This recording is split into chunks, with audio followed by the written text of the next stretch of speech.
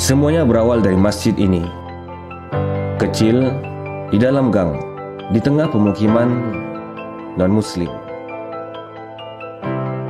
Berawal dari pergerakan anak muda yang selalu bermimpi besar, dimulai dari hal yang paling dasar.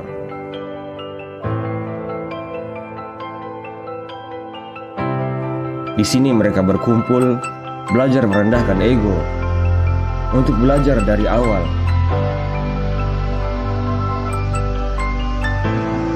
Tua, muda, yang berilmu, bahkan mereka yang baru kembali dari petualangan. Perlahan tapi pasti, satu demi satu berdiri, bukan untuk gengsi, tapi mencoba meneladani Masjid Nabawi. Ujian yang kami hadapi, kami ubah menjadi inspirasi.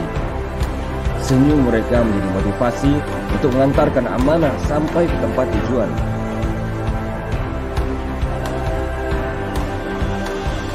Kami berdiri bukan karena kami hebat. Kami berdiri bukan karena kami kuat. Semua ini adalah karunia dari Allah yang mungkin baru setetes. Semua ini menjadi tiang fondasi untuk jembatan amal soleh yang siap dilewati. Ada yang bilang tempat ini seperti Taji Master, menyalurkan energi orang lain ke tempat yang tepat. Tempat yang mencerminkan bahwa Islam diciptakan untuk seluruh manusia. Jawaban kenapa kami ada di sini? Karena kami punya satu visi, ingin bertaubat dan memperbaiki diri. Bergerak, menggerakkan, dan bertumbuh bersama. Dan kami baru mulai.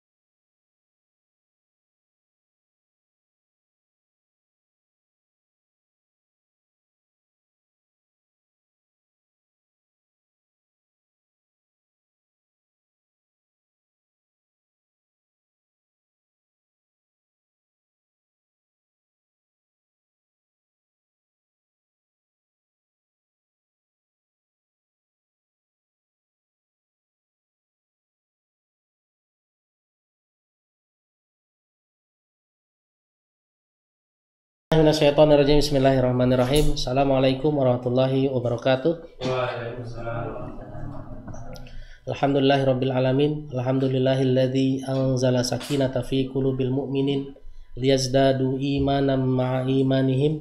Walillahi junudus samawati wal ard wa kana Allahu aliman hakima.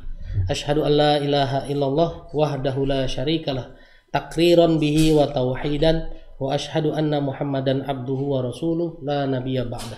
Allahumma la sahla illa ma ja'altahu sahla wa anta taj'alul hazna idza syi'ta sahla. Qala rabbi shrah li sadri wa yassir li amri wahlul 'uqdatam min lisani yafqahu qawli amma ba'd. Mari kita mulai dengan bersyukur kepada Allah dengan sama-sama mengucapkan Alhamdulillahirabbil alamin, dan kita bersolawat kepada Rasulullah dengan sama-sama mengucapkan Allahumma sholli ala Muhammad wa ala alihi washabihi wasallam. Baik, dua pertemuan sebelumnya kita udah bahas, yang pertama siapa kita, yang kedua siapa Tuhan kita. Sebelum masuk ke materi hari ini, yaitu konsep kehidupan dan tugas kita dalam kehidupan, kita korelasiin dulu ya, siapa kita dengan Tuhan kita. Videonya aman? Aman ya. Oke. Kita udah ingat bahwa siapa kita? Ya. Yang pertama, kita adalah tukang bantah. Oke. Yang kedua, tukang ngeluh ya. Ini dalilnya udah dicatat semua kan? Yang ketiga, kita bukan orang yang suka berterima kasih.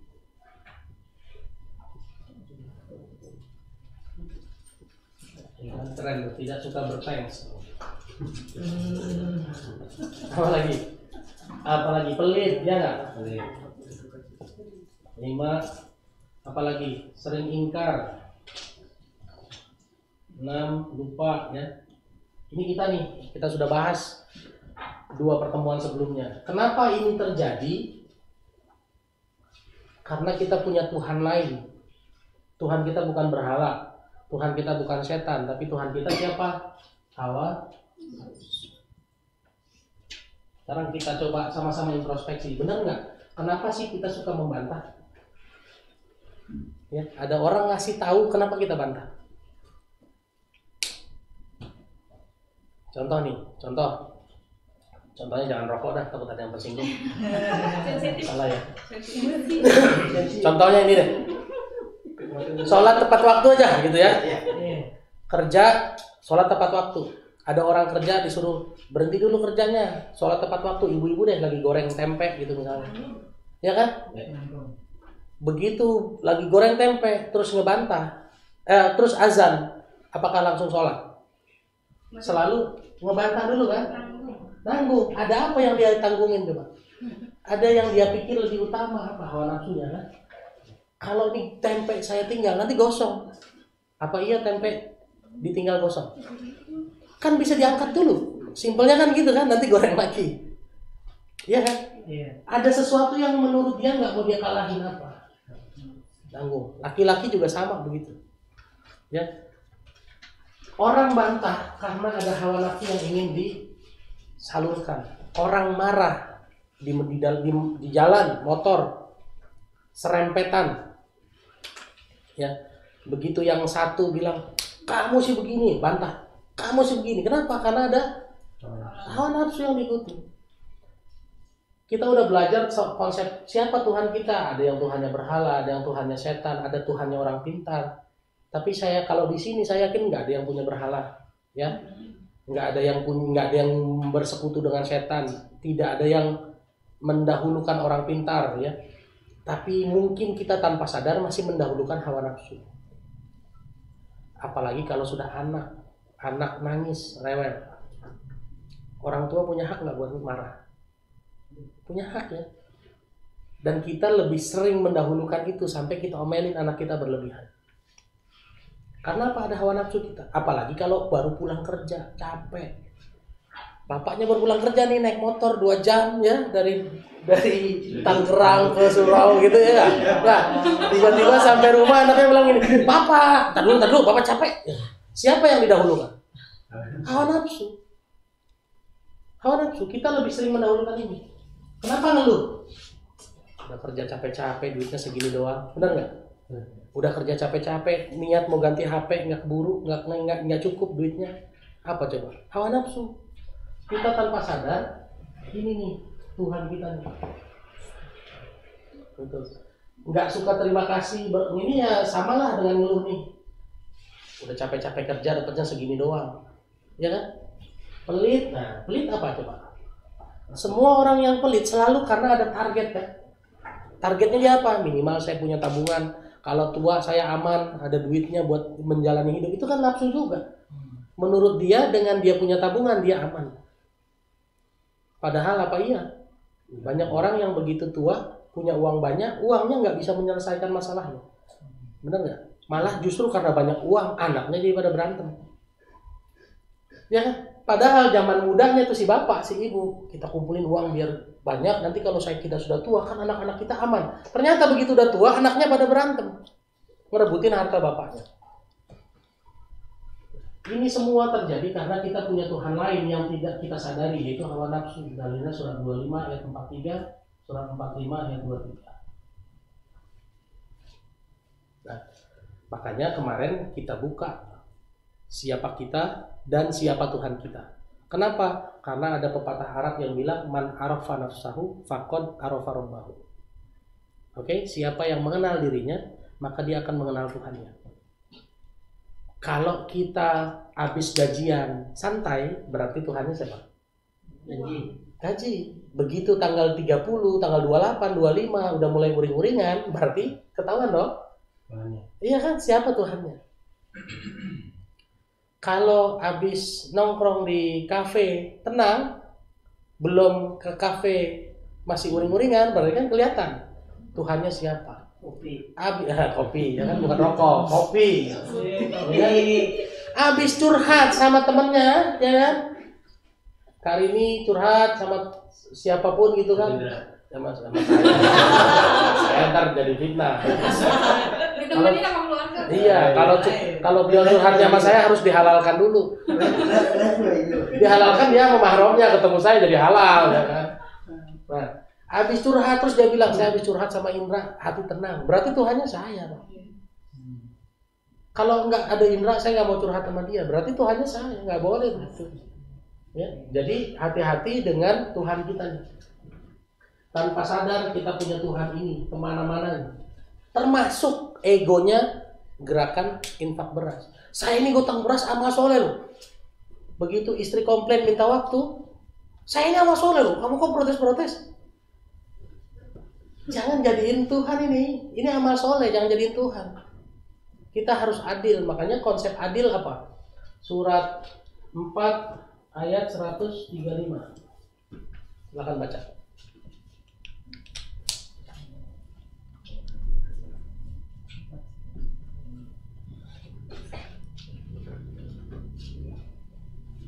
Wahai orang-orang yang beriman, jadilah kamu penegak keadilan. Oke, terus? Menjadi saksi karena Allah. Oke, terus? Walaupun terhadap dirimu sendiri. Satu, adil itu terhadap diri sendiri. Ya kan? Bahkan sama diri sendiri harus adil, Pak. Udah nggak apa-apa lah, saya rugi nggak apa-apa, kamu yang penting untung. Gitu aja nggak boleh kalau versinya adil. Namanya bisnis semua harus happy, benar nggak? Meskipun yang produksi untungnya lebih sedikit, dia tetap harus untung, nggak boleh mencelakakan dirinya sendiri. Dalil mencelakakan dirinya sendiri ada lagi 2:195 nanti dibacanya. Ya, lanjutin Bu. Setelah berikutnya apa? Atau terhadap ibu, bapak, orang tua, kerabatmu. Bahkan sama orang tua juga harus adil. Harus adil. Adilnya ini, nah, lanjut dulu Bu. Yang ketiga, orang dekat, kerabat kan? Iya. Terus? Jika dia yang bertakwa, kaya ataupun miskin, maka Allah lebih tahu kemaslahatan. Nah, mau kaya mau miskin, adil tetap harus sama. Betul nggak di situ ayatnya? Iya. Jadi adil ini bukan soal kaya miskin. Bapak saya kaya, jadi saya nggak perlu kasih duit. Nggak bisa.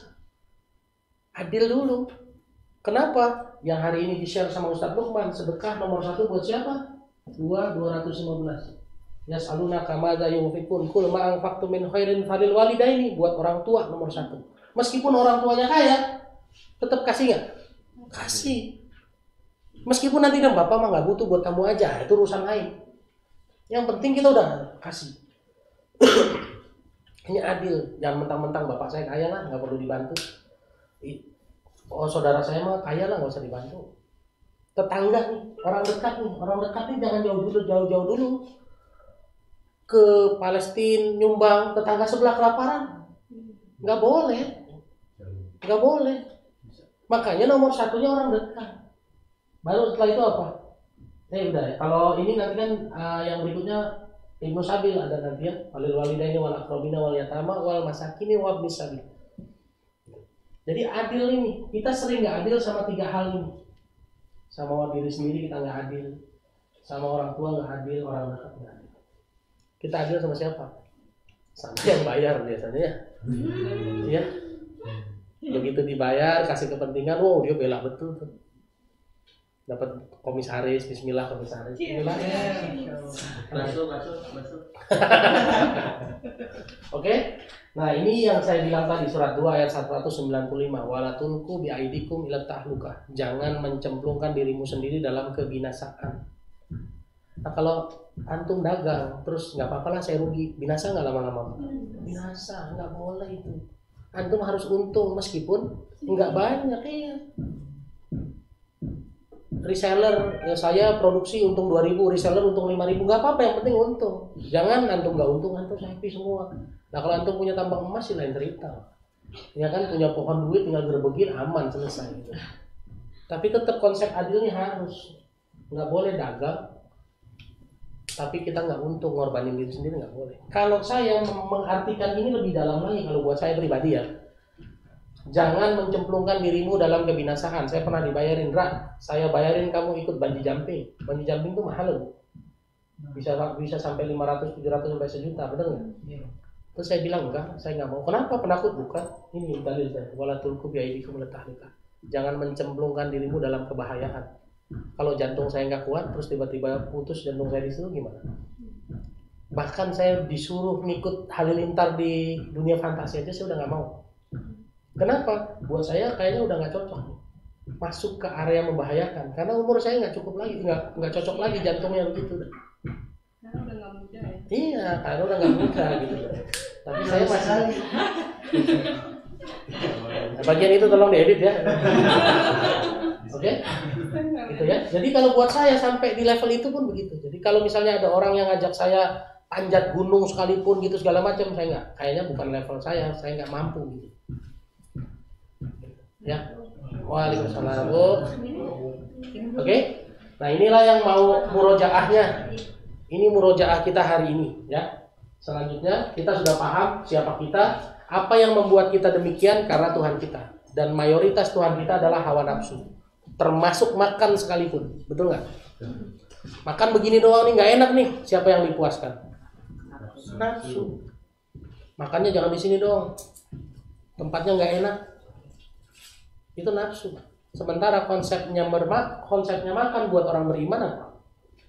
Halal dan baik. Surat 2 172. Ya. Kalau buat seluruh manusia konsep makan adalah 2168. Halal dan baik. Kalau buat orang beriman halal udah standar mutlak. Nggak boleh lagi nyari yang tidak halal.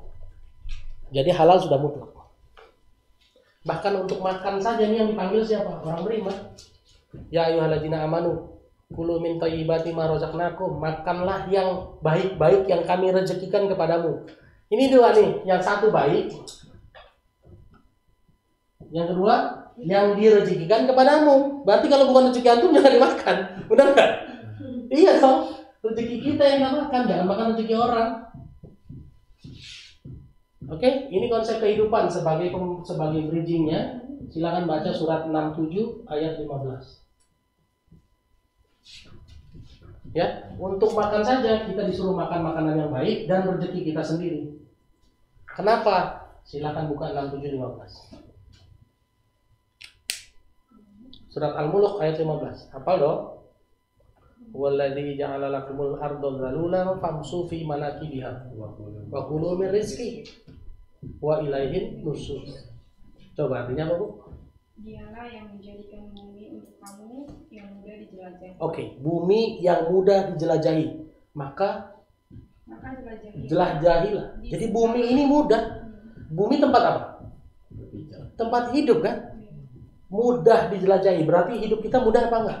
Mudah seharusnya. Karena Allah sudah bilang bumi ini mudah. Berarti hidup itu mudah. Rumusnya gimana? Lanjutin Bu. Maka jelajahilah di segala penjurunya dan makanlah sebagian dari rezekinya. Dua hal nih yang harus diartikan dari wakulu min rizki. Makanlah dari rezekinya, berarti rezeki orang jangan dimakan. Yang kedua, makan sebagian saja. Kalau kita serakah mau semuanya, susah apa enggak? Jadi kalau hidup mau susah, rumus pertama, makan rezeki kita sendiri dan cukupkan dengan sebagian tersebut. Jangan mau lagi. Kita kebanyakan makan aja nggak bisa jalan, Pak. Benar nggak? Ya bukan cuma ngantuk, Bu. Nggak usah ngapa-ngapain. Benar nggak? Begah, ya kan? Dulu apalagi buka puasa, makan, mau taraweh bisa nggak? Bisa. Jadi kalau hidup mau mudah, ini konsepnya. Apa? Makan rezeki kita sendiri dan sebagian. Nggak usah semua harus kita kejar. Antum susah sendiri nanti. Kalau mau semua nanti jadi hantam kromo. Bu Yuli udah bawang goreng, habis itu mau nanam bawangnya sendiri lagi, mau punya tanahnya sendiri lagi, wah pusing nanti dia, ya kan? Nggak sempet ibadah, nggak sempet ngangkat beras lagi, nggak sempet ngaji lagi, nanti jadi begitu. Kalau hidup mau mudah, rumus nomor 1, makan rezeki kita sendiri. Nah, sekarang kita masuk ke konsep kehidupan. Karena konsep kehidupan apa sih yang udah ditetapkan Allah kalau kita dihidupkan Allah? Manusia begitu dilahirkan, apa yang udah ditentukan sama Allah? 1, umurnya dong, benar nggak? Ya, surah 7 ayat 34. Kita sebelum dapat rezeki umur dulu, bos. Ya kan? Walikuli ummatin ajal, masing-masing umat ada ajalnya sendiri-sendiri. 7:34. Fa idza jaa ajalahum la yastakhiruna sa'atan wala yastaqdimun. Kalau sudah datang waktunya nggak bisa dimajuin, nggak bisa dimundurin. Ya nggak? Pernah dengar nggak 2 tahun yang lalu pendiri Google pengen mencari formula hidup lebih panjang? Pernah nggak? Pernah dengar nggak? Pernah ada di Google. Cek aja di website. Pendiri Google itu pernah mencari sedang melakukan riset bagaimana memperpanjang umurnya. Dan ini sesuai dengan Hi, how can I help? Ada yang bilang, how can I help? Belum nanya. Surat 2 ayat 96 ya. Wala tajidannahum akhrasan nas ala haya wa minal ladzina asrafu. Kamu akan lihat orang-orang yang rakus dalam kehidupan dunia. Yawaddu ahaduhum law yu'ammaru alfasanah. Mereka mau hidup sampai 1000 tahun. Ya, betul ya? Ada 296 bukan? Cek.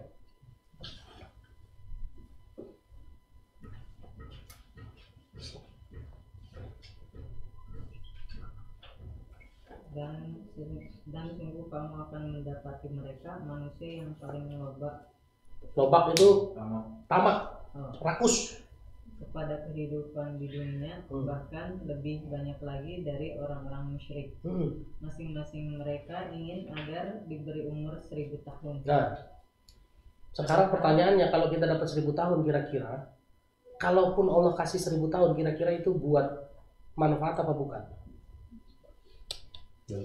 Baca aja surat 3 178. Kalau buat orang kafir dipanjangkan Pak umurnya, Pak. Tapi kalau buat orang beriman dipanjangin nggak?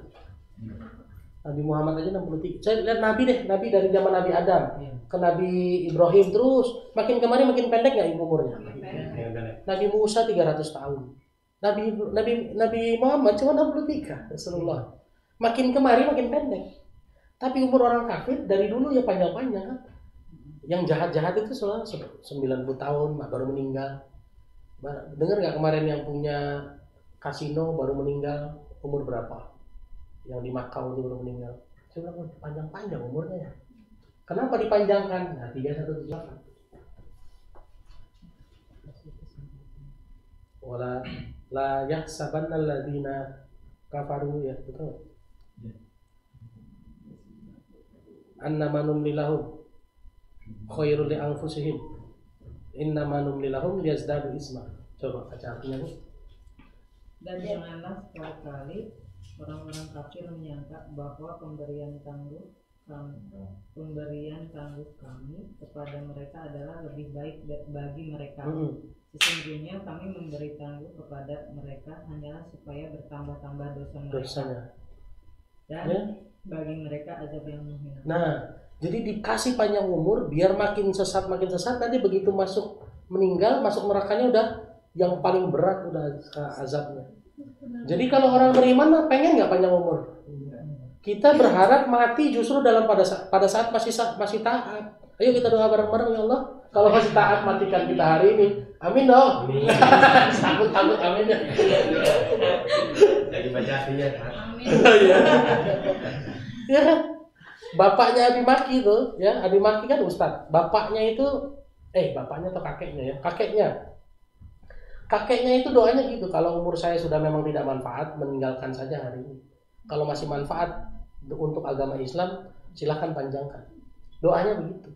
Orang sekarang, saya pernah ngetes kajian. Siapa yang mau masuk surga duluan? Ayo, ada yang mau masuk surga duluan nggak? Syaratnya masuk surga mati, mau nggak? Ada yang mau masuk surga duluan? Iya, sekarang mau. Ya berarti harus mati sekarang dong. Ada yang mau nggak? Harusnya kan berani bilang mau kalau pasti masuk surga dong. Kalau memang saya mati sekarang dan pasti masuk surga, saya mau. Harusnya kan begitu. Tapi ada orang ternyata, wah jangan dulu bang, katanya kan kau belum kawin bang, loh urusannya apa mau kawin? Ya kan? Oke? Nah, jadi yang dipastikan sama Allah pertama adalah umur. Yang kedua, rezeki. Oke, ini saya hapus ya.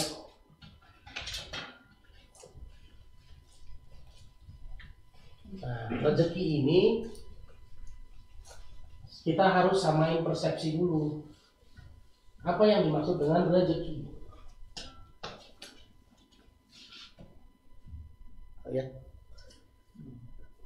Apakah rezeki hanya uang? Apakah rezeki hanya sehat? Apakah rezeki hanya bisnis? Nah, teman baik ini kan rezeki semua. Pasangan soleh-soleha rezeki semua. Tapi pasangan yang soleh-soleha dong, anak soleh-soleha rezeki bukan? Rezeki. Jadi saya kalau mau gampang, kan banyak orang yang ngebahasnya gini, umur rezeki jodoh, ya kan? Jodoh kalau buat saya masukin rezeki. Kenapa? Kalau jodoh itu membuat kita makin dekat sama Allah. Kalau jodoh bikin kita jauh dari Allah, jatuhnya musibah. Betul kan? Ya kan? Benar nggak? Dapat duit, tapi kalau duit itu menjadikan kita jauh dari Allah, rezeki apa musibah? Musibah. Dapat bisnis, kalau bisnis itu bikin kita makin dekat sama Allah, rezeki apa musibah? Rezeki. Ngangkat beras, kita nggak dapat duitnya Pak, tapi bikin kita dekat sama Allah, rezeki apa bukan? Rezeki. Berani bilang itu rezeki? Ya harus berani bilang itu rezeki. Kenapa? Segala sesuatu yang bikin kita dekat sama Allah adalah rezeki. Nah, sekarang kita bahas konsep rezekinya dulu secara umum. Surat 11 ayat 6.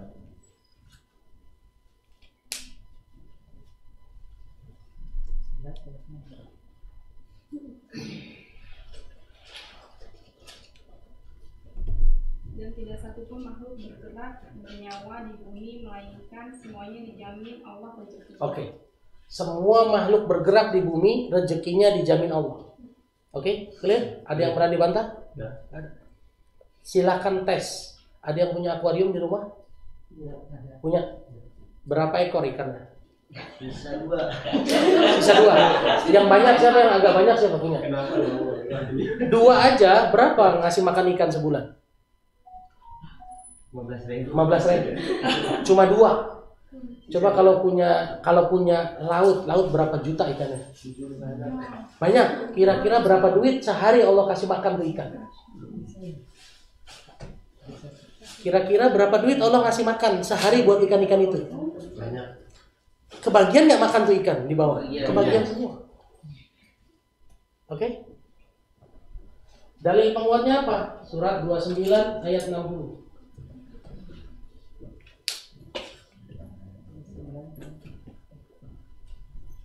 Kalau kita ketakutan nggak kebagian rezeki, ini 2960. Silakan baca. Dan berapa banyak makhluk bergerak yang bernyawa yang tidak dapat mengurus rezekinya sendiri. Oke, stop sampai situ dulu. Berapa banyak makhluk bernyawa yang nggak bisa ngurus rezekinya sendiri? Allah sebut begitu. Cari siapa yang nggak bisa ngurus rezekinya sendiri? Anak burung gagak contohnya. Burung gagak itu hitam, bertelur. Begitu telurnya netes, anaknya putih. Ibunya bilang, anak siapa lu? Kok putih? Kan gue hitam, kan gitu ya. Begitu ibunya. Bisa ngurus rezekinya nggak? Kenyataannya, lanjutin Bu ayatnya. Allah lah yang memberi rezeki kepadanya dan kepadamu. Allah yang anterin rezekinya. Anak burung gagak, bulunya putih, ternyata mengeluarkan bau harum yang merangsang ulat datang. Sehingga ulat datang ke sarang gagak. Gagak tinggal matok doang. Nggak perlu ke warung Pak dia Pak. Datang sendiri ke situ. Lah, ini udah Allah garansi loh. Kami yang anterin. Nah, muncul pertanyaan. Saya pernah didebat orang nih. Sebelum saya didebat, saya jelasin dulu. Pak, berarti kalau udah dijamin saya nggak perlu ngapa-ngapain. Nggak perlu ngapa-ngapain dong kalau udah dijamin. Nah, ente yang nggak paham ngajinya, saya bilang gitu kan. Baca surat 53 ayat 39.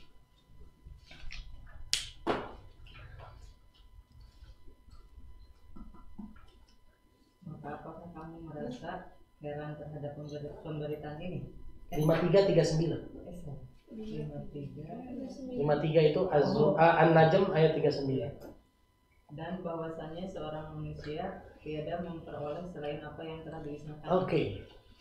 Meskipun sudah dijamin, manusia hanya mendapatkan apa yang diusahakannya.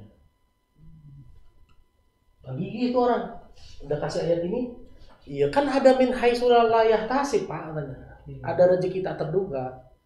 Benar nggak? Benar.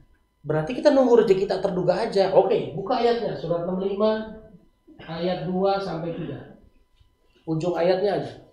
Wa may yattaqillaha yaj'al lahu makhrajan wa yarzuqhu min haitsu la yahtasib. Coba artinya apa?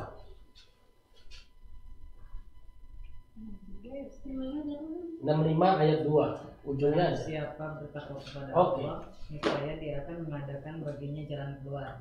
Oke, dengan lanjut ayat 3-nya. Ketiganya, dan memberinya rezeki dari arah yang tidak disangka. Oke, rezeki tidak terduga. Berarti syarat dapat rezeki tidak terduga apa? Takwa. Takwa ini perlu diikhtiarin apa kagak? Iya. Perlu diusahain apa kagak? Iya. Benar nggak? Berarti usaha terbaik kita apa? Mengejar takwa kan? Jadi jangan dulu mengejarnya. Usaha kita apa? Dagang dong. Bukan itu nomor 1. Usaha terbaik kita adalah memperbaiki hubungan sama Allah supaya dapat derajat takwa. Kalau dapat derajat takwa, kita bisa dapat rezeki tak terduga, plus kita bisa dapat rezeki yang kita usahakan, bisa dapat 2. Benar nggak? Kita dagang nih, ya kan? Bisa nggak dapat rezeki karena dagangan kita? Ya bisa, karena memang kita dagang. Kalau laku ada untungnya, dapat. Kalau kita dagang dan kita bertakwa, bisa nggak kita dagang plus tiba-tiba dapat rezeki tak terduga? Bisa. Kita nggak perlu batas-batasi, ngapain? Ada orang yang membatasi rezeki hanya karena takwa, rezeki harus usaha. Kalau buat saya dua-duanya bisa dapat. Dan saya di Elephant Trees pernah dapat rezeki tak terduga dari Mbak Imwo 1 juta. Dagang mie ayam, awal-awal pandemi sepi, ya kan? Tiba-tiba ada anak kecil, om, beli mie ayam om, minta mie ayam om, saya lapar. Oh iya boleh. Itu karyawan saya bilang boleh dibikinin, enggak macam-macam, dibikinin. Habis dibikinin, si anak itu ambil lari, nggak lama balik lagi. Ini om buat om, lari 1 juta. Besok muncul di TV, ternyata Mbak Imwo. Rezeki kita terduga apa bukan? Urusan dia acara TV bukan urusan kita. Nanti kita masuk ke kodo dan koda.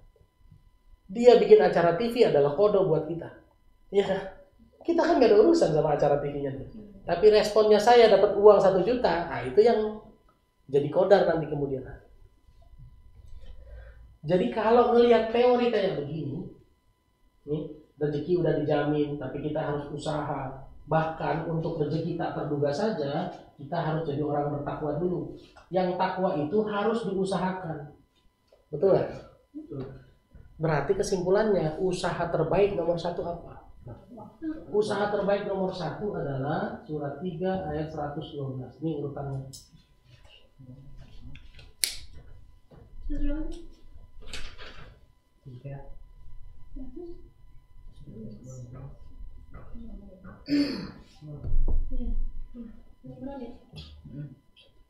Oke. Mereka diliputi kehinaan di mana saja mereka berada. Oke, lanjut. Kecuali jika mereka berpegang kepada tali agama Allah. Oke, hablum minallah nomor 1. Benar nggak disebut duluan kan? Ya. Hablum minal, Minallah.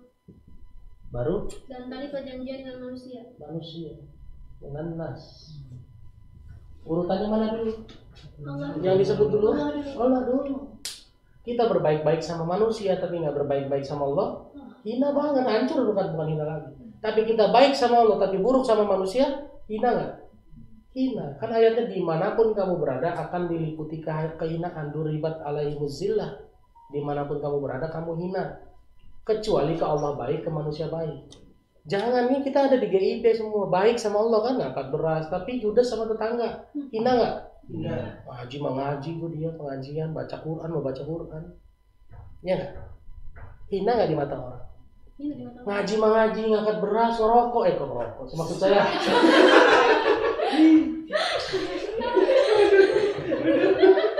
Iya kan? Hina nggak? Nggak, itu salah, itu saya salah sebut.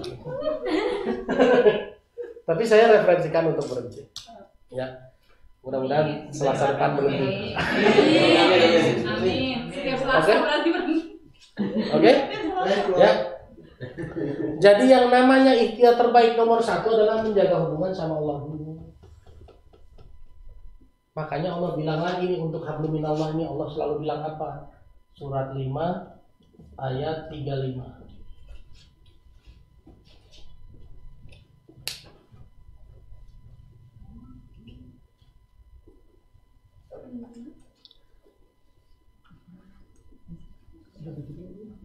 Ya ayyuhallazina amanu taqullaha wa Hai orang beriman, bertakwalah kepada Allah dan carilah jalan yang mendekatkan diri kepadanya. Oke, carilah terus jalan mendekat sama Allah. dagang, harus mendekatkan diri sama kerja, harus mendekatkan diri sama bikin sabun, harus mendekatkan diri sama nikah, harus mendekatkan diri sama punya anak, harus mendekatkan diri sama iya. Jadi usaha terbaik nomor 1 adalah ini, hablum minallah. Tapi jangan gara-gara udah deket sama Allah kita di masjid doang nggak melakukan hablum minallah. Salah juga, hina. Makanya ada dulu seorang pemuda nongkrong terus di masjid, ditanya sama Rasulullah, kok kamu di sini terus? Iya, saya mau memperbaiki diri, mau jadi orang soleh. Yang ngasih makan kamu siapa? Adik saya. Oh, adikmu lebih utama daripada kamu. Kata Rasulullah kan begitu kan? Jadi dua ini harus balance, Pak. Makanya saya suka dengan logo ini sebetulnya. Tapi jangan disembah. Kalau disembah jadi salah. Ke atas baik, ke samping baik. Oke? Harus balance, harus sama. Kalau disembah jadi salah loh. Ya. Tapi kalau konsepnya benar apa enggak? Benar, hablum minallah, hablum minallah. Dan semua konsep hablum minallah itu adalah konsep memperbaiki siapa? Diri sendiri. Hablum minallah kan memperbaiki diri kan? Benar ya? Ada nggak hablum minallah memperbaiki orang? Dakwah itu memperbaiki siapa nomor 1? Diri sendiri. Makanya kita ngangkat beras harusnya jadi wasilah memperbaiki diri. Salah satu cara untuk memperbaiki diri adalah sholat. Sholat musuhnya siapa? Musuhnya siapa? Diri sendiri bukan? Sebelah kita sholatnya begini-begini kita bisa protes ya? Kan udah Allahu Akbar sebelah gini-gini. Nggak boleh gitu, batal nggak? Batal kan? Dia kan? Lagi udah tahiyat akhir gitu kan, terus dia tangan begini-begini, terus kita nggak boleh gitu, batal nggak? Batal. Jadi musuhnya sholat siapa? Diri Diri sendiri. Allahu Akbar. Jemuran belum diangkat. Musuhnya siapa? Diri sendiri. Mau diikutin tuh. Allahu Akbar. Wah, besok kalau beli mobil ya naik Alphard sama keluarga terus diikutin gitu ya. Tuh khayalan kayak gitu. Musuhnya siapa? Diri sendiri.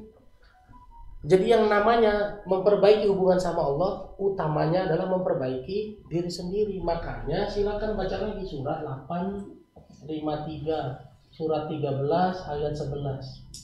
Nih, konsep rezekinya.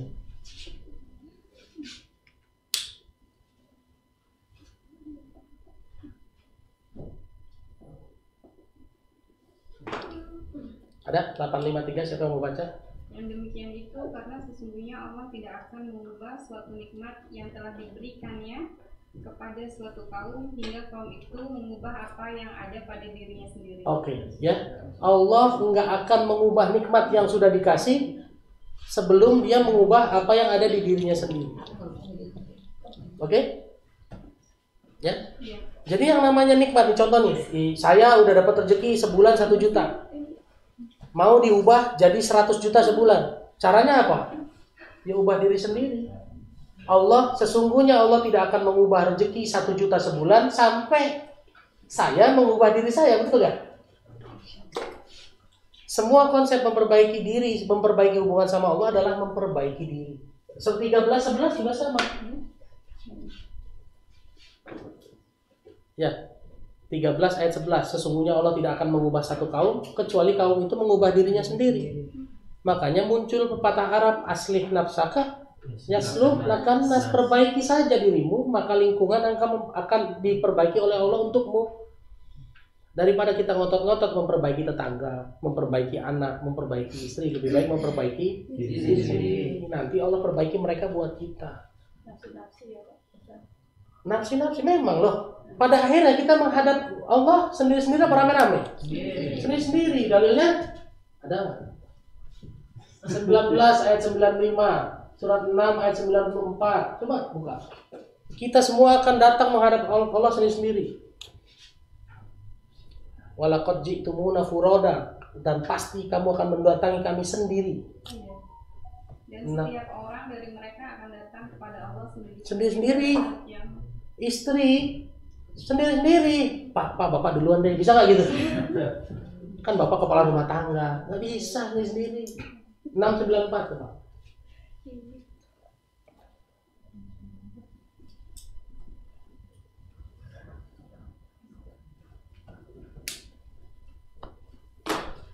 Dan sesungguhnya kamu datang kepada kami sendiri-sendiri.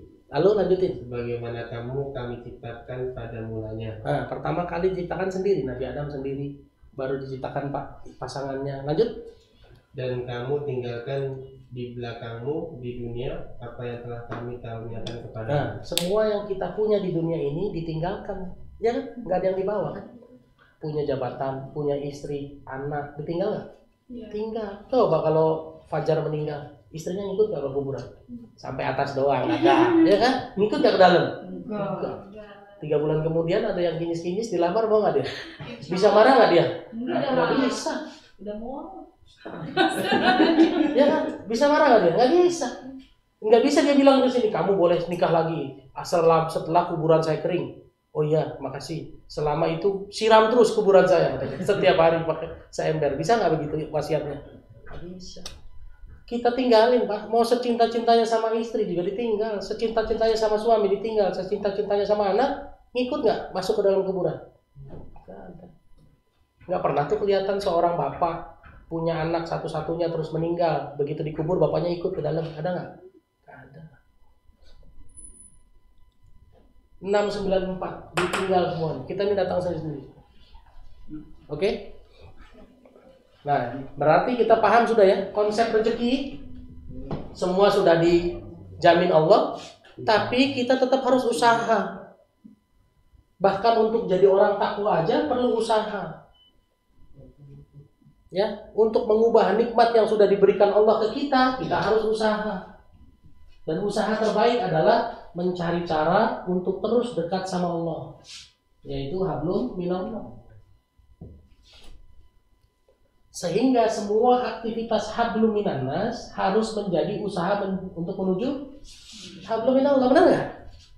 Hablum minan nas kita itu harus jadi cara menuju hablum minallah. Dalilnya surat 28 ayat 77. Pernah saya bahas belum ini? Wabtahu lupa depannya. Walatan sana sibak. Depannya apa? Wabtaghi bima ataqallahu darul akhir. Coba baca artinya. Dengan apa sih kita ngejar akhirat? Dengan apa?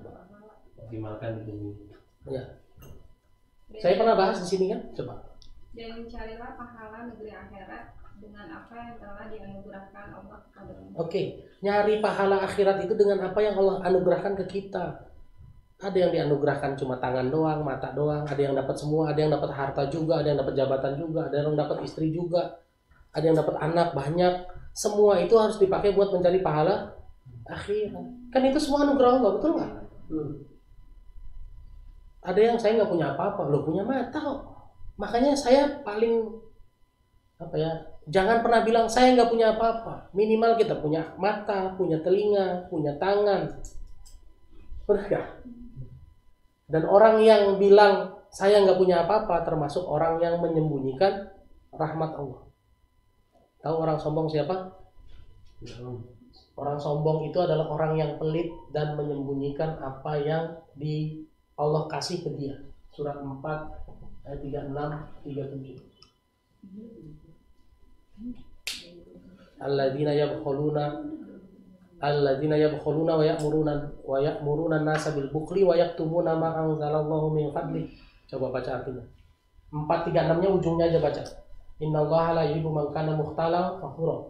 Sesungguhnya Allah tidak suka orang-orang yang sombong lagi membanggakan diri. Ayat 37-nya yaitu orang-orang yang kikir, orang yang pelit, satu, dan menyuruh orang lain berbuat kikir. Oke, menyuruh orang lain untuk berbuat kikir. Kita pernah nggak nyuruh orang pelit? Tapi nyuruh orang hemat sering nggak? Nabung bro, hemat, jangan banyak-banyak sedekahnya. Ntar kalau sakit gimana? Itu nyuruh orang pelit apa bukan? Iya, kita bahasanya hemat. Tapi kalau foya-foya, happy bro, ya tahu sedekah, hemat bro, ya kan? Itu pelit, terbalik harusnya. Kalau ke sana harus hemat, iya. Tapi kalau ke akhirat harus banyak-banyak. Lanjut Bu. Dan menyembunyikan karunia Allah yang telah diberikannya kepada Oke, dan menyembunyikan karunia Allah yang sudah diberikan kepada kita. Karunia Allah itu apa sih? Emang cuma duit doang? Lo sehat, bisa berdiri, bisa ngomong, punya motor, punya mata, telinga sembuh, sehat, bisa ngomong lancar, itu karunia Allah apa bukan? Begitu kita bilang, wah saya nggak bisa dagang. Tadi ada ngomong begitu, lumayan kan? Loh, ente punya akal buat belajar, Pak. Kalau ente bilang saya nggak bisa, menyembunyikan karunia Allah, minimal ente punya. Coba dulu. Ada yang ngomong begitu. Iya. Tapi istighfarnya kenceng banget. Ya kalau dia tersinggung, mohon maaf, paling besok nggak datang lagi. Besok nggak ada kajian soalnya kan. Oke, jadi nggak boleh tuh ngomong-ngomong begitu aja nggak boleh. Saya nggak punya apa-apa. Ini ayatnya udah lari kemana-mana. Ayatnya nggak ada itu udah lari kemana-mana. Jadi besok jangan bilang saya nggak punya apa-apa ya. Jadi jangan bilang Pak bantu kita bangun masjid ya. Wah saya nggak punya apa-apa. Nggak boleh ngomong begitu. Ya kalau nggak punya apa-apa, punya tenaga, bisa angkat-angkat pasir, bisa ngasih minum, ya kan? Saya nggak bisa ngasih sedekah beras, kan bisa bantu gotong. Paling nggak nge-share. Kuota masih punya. Jangan kuota diliatin TikTok orang joget doang. Kuota nggak ada ke baby. Nah, kalau kuota nggak ada, datang sini. Masih punya HP kan? Ketahuan. HP-nya masih punya Pak, nggak ada kuotanya doang. Di sini ada wifi-nya. Jadi Selasa ya dimatiin. Nah, Selasa dimatiin. Oke? Jadi dari mana kita mau berkelit dari perintah Allah, dari sisi mana coba? Mau berkelit dari perintah Allah dari sisi mana? Bisa nggak berkelit? Nggak bisa. Makanya kalau ada orang bilang saya kan nggak bisa, berarti dia menyembunyikan apa yang sudah Allah berikan kepada dia. Minimal kita punya akal, minimal kita punya mata buat belajar, mulut buat membaca, ya kan? Punya teman buat bertanya. Oke? Mulai hari ini jangan lagi bilang nggak punya apa-apa. Setuju? Setuju. Oke. Sekarang lanjutin soal ikhtiar hablum minallahnya ini. Kenapa saya bilang hablum minallah ini adalah ikhtiar terbaik nomor 1? Silakan baca lagi surat Al-Jumu'ah, surat berapa? 62 ayat 10. Surat 62 ayat 10. Wa idza nudiya lis-shalah fantasiru fil ardi wabtagu min fadlillah wazkurullaha katsiran la'allakum tuflihun. Setelah selesai sholat bertebaranlah di muka bumi mencari karunia Allah. Ini ikhtiar bukan?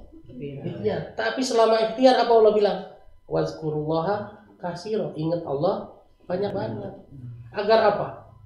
Agar la'allakum tuflihun, agar kamu beruntung. Makanya kalau dagang yang diingat Allah, Pak.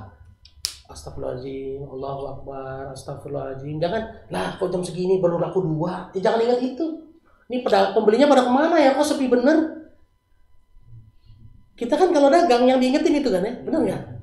Ada yang dagang baru laku 2, ingetnya apa? Listrik belum bayar, laku baru 2. Allah bilang apa? Yang diingat sering-sering apa? Allah, wazkurullaha katsiran. Urusan rezeki mah sudah dijamin. Urusan rezeki mah sudah dijamin. Saya pernah bilang kan di sini dulu, ada warung di Bandung. Warungnya inisialnya Mauneh. Oh, inisialnya disebut. Mauneh itu di Pasir Kaliki, posisinya di dalam gang. Parkirnya di pinggir jalan, orang parkir di pinggir jalan, jalan lagi ke dalam, gang sempit sampai dalam. Rumah makannya sempit. Nggak pakai AC. Makanannya kalau versi saya sih sama aja dengan makanan-makanan yang lain, tapi mahal. Sekarang teori ekonomi mana yang cocok sama dia itu coba? Kan kalau teori ekonomi kan tempat harus strategis. Dia tempatnya di dalam enggak? Harus nyaman lah. Dia nggak pakai AC, sempit lagi. Makanannya biasa aja, mahal. Lah, bagaimana ceritanya lebih laku? Parkiran jauh. Teori ekonomi mana yang cocok sama dia? Urusannya dia dekatnya sama Allah atau yang lain bukan urusan saya. Tapi senggangganya ada teori yang ternyata melawan sama teori logikanya manusia. Betul nggak? Iya. Mungkin dia banyak-banyak ingat Allah tuh tiap hari. Makanya rame. Kita dagang ingatnya cicilan, Pak. Ingatnya belum bisa bayar kontrakan. Ingatnya buat jalan-jalan sehingga nggak untung-untung. Padahal kalau mau untung ini dalilnya. Wazkurullah katsiran. Kapan mulai dagangnya? Wa idza qudiya lis-shalah, setelah selesai sholat. Makanya sering saya bilang kalau mau berangkat selesai sholat. Kalau berangkatnya jam 7 ya duha dulu. Kalau berangkatnya jam 5 ya subuh dulu, fajar dulu. Terus misalnya fajar. Saya mau pergi. Dia nggak pergi ya. Oke? Kalau berangkatnya sore ya asar dulu. Kalau saya letterlek saklek ngejalanin ini. Oh iya sholat dulu mau berangkat sholat dulu. Ya. Berangkat setelah sholat, setelah berangkat ingat-ingat banyak-banyak ingat Allah. Sudah rumus. Ini rezeki, konsep rezeki secara umum. Sekarang jodoh saja perlu diikhtiarkan apa enggak? Perlu. Apa ikhtiar terbaik untuk nyari jodoh? Tebar pesona? Pacaran gitu? Bukan. Surat 24 ayat 2.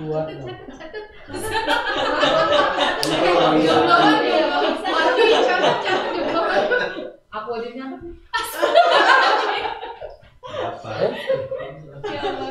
Mau dapat suami baik? Nih, mau dapat istri baik rumusnya ini. Al-khabisatu lil khabisina, al-khabisuna lil khabisat. Jangan perempuan keji buat laki-laki keji. Perempuan baik buat laki-laki baik. Mau dapat laki-laki baik, ya harus jadi perempuan baik dulu.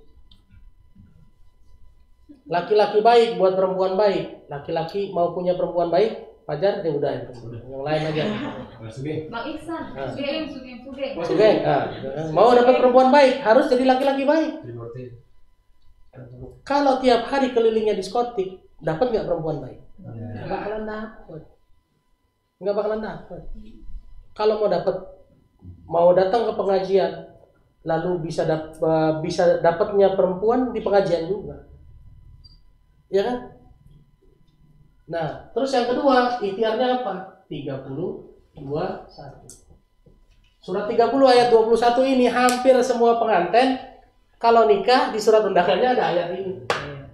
Udah? Pernah dulu ada ayatnya nggak di surat undangannya? Jangan-jangan pengantinnya belum baca ayat ini. Iya kan? Undangan dicetak aja ada kan? Min ayati an khalaqalakum min anfusikum azwajan litaskunu ilaiha. Dia sebar ke sana, begitu pengantinnya udah baca belum? Belum, Pak. Ikhtiarnya nomor 1, yakinkan dalam hati bahwa mendapatkan pasangan dari jenis kita sendiri adalah tanda kekuasaan Allah. Bukan karena gantengnya kita, bukan karena cantiknya kita, bukan karena kayanya kita. Jadi ngapain tebar pesona? Tinggal memantaskan diri di hadapan Allah. Itu yang nggak masuk akalnya manusia, benar nggak? Karena kita nyari jodoh itu pakai akal. Apa? Dandan yang cantik, posting biar orang lihat segala macam, ikut Tinder lah, apa segala macam itu, ya kan? Sementara yang disyariatkan sama Islam adalah ta'aruf. Ta'aruf pakai akal apa pakai iman? Pakai iman. Orang kita cuma ngasih CV 3, datang CV ke saya 3. Tuh cewek belum tentu lihat saya, cuma lihat foto doang. Terserah aja lah, saya ngikut aja. Ya kan? Tapi orang yang pakai akal begitu lihat CV, aduh, yang ini begini, ada kupingnya apa enggak ya kan gitu kan? Loh, zaman kita jahiliyah dulu, ya kan? Kan diperhatiin dari atas ke bawah. Oke, minimal nggak malu-maluin bawa kondangan kan gitu ya. Kenapa? Karena kita utamain akal. Lah kalau ta'aruf kan kita nggak tahu. Bisa nggak begitu ta'aruf pas nazar pertama buka, saya pengen lihat, belum tentu loh. Paling yang dibuka cuma muka doang. Iya kan? Oh, pegangan tangan nggak boleh, wapri-waprian nggak boleh. Kirim foto dong, yang nggak pakai jilbab boleh apa nggak? Nggak boleh. 100% iman. Kenapa? Karena kita nggak kenal. Kenal cuma lewat CV. Nazar pertama cuma nanya, kamu orang kayak contohnya kayak Bang En sama Kak Mira. Mereka memang tidak ta'aruf, tapi prosesnya mereka mirip-mirip kayak ta'aruf dan nggak pacaran lama, ya kan? Mereka tuh saling gini, saya itu punya utang loh, kalau kamu mau sama saya ini punya utang loh, ya kan? Bang En bilang, gue juga punya utang, ya kan?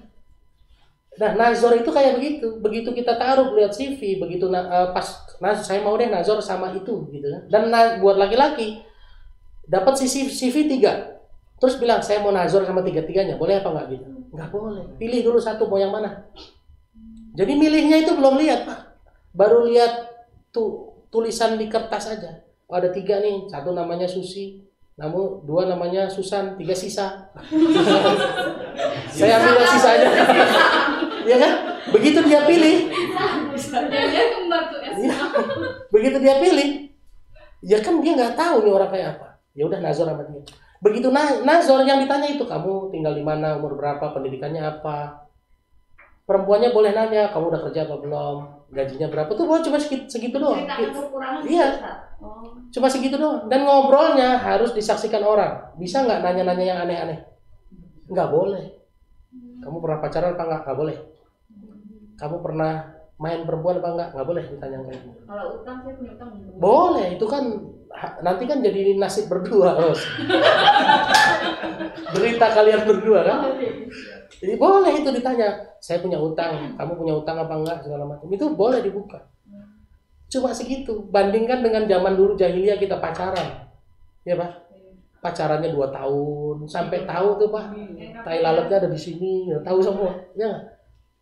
Sampai teman saya bilang begini, gue emang nggak mau lah nikah pacaran sama anak SMA atau anak kuliahan. Kenapa? Kalau nanti dia terbunuh, lu tersangka kan? Kenapa? Kan sidik jarinya ada di mana?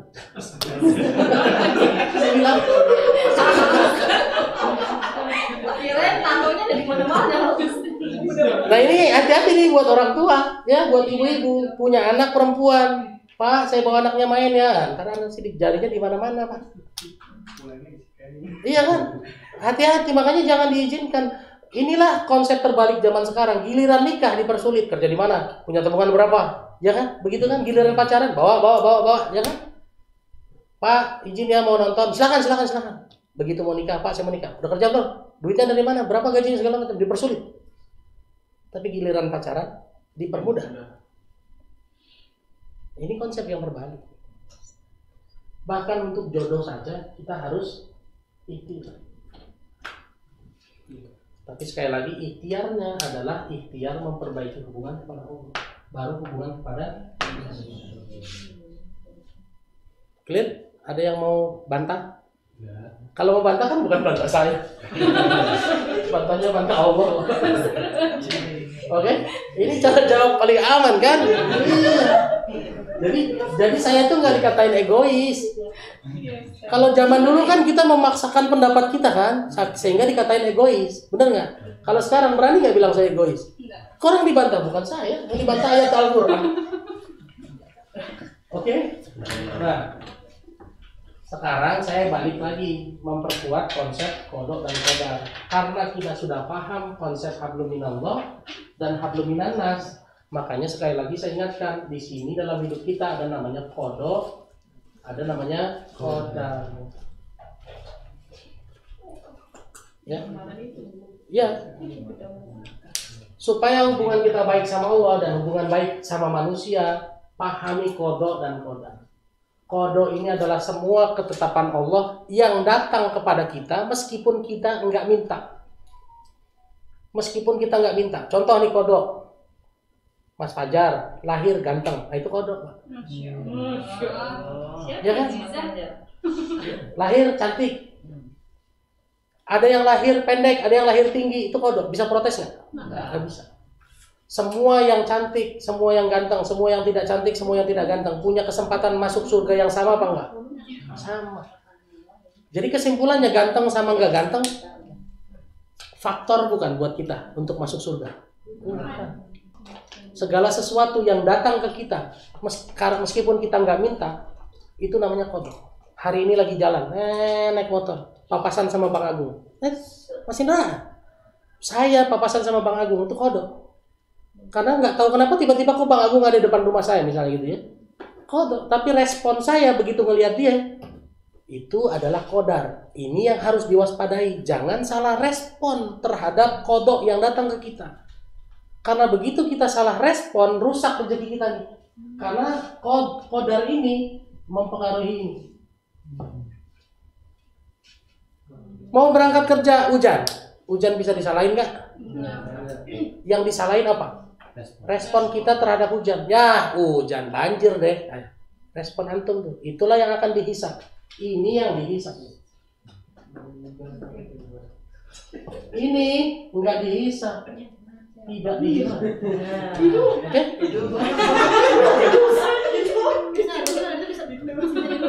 Kenapa? Qadar bisa dirubah. Dan kan ada hadisnya. Bisa nggak merubah takdir? Bisa, doa. Salah satu yang bisa merubah takdir adalah doa. Makanya ngomong juga harus jadi doa kan? Kan kita udah pernah bahas. Lisan saja ada doa. Jangan sampai lalai dengan doa kita. Jangan sampai lalai dengan lisan kita. Jadi jangan salah peduli ya. Jangan salah fokus. Kita fokusnya sama kodok, keseringannya fokus sama kodok. Tetangga beli kulkas, meriang. Dia beli kulkas urusan kita bukan? Justru karena kita meriangnya ini jadi kodar kita nih, benar nggak? Tetangga beli mobil baru, kejut-kejut. Setelah loh, dia beli mobil baru itu kodok buat kita. Tapi respon kita, apakah nyinyir, apakah mendoakan? Apakah itu ikut bahagia? Apa kesel? Itulah qadar kita. Dan itu yang dihisap. Dia beli mobil, kita nggak dihisap dengan beli mobilnya dia. Ya kan? Kita lebih sering salah fokus. Makanya rezeki kita berantakan. Ini konsep kehidupan. Kalau mau fokus sama qadar. Ya kan? Jangan fokus sama kodoknya, karena kodok mah di luar kuasa kita kok.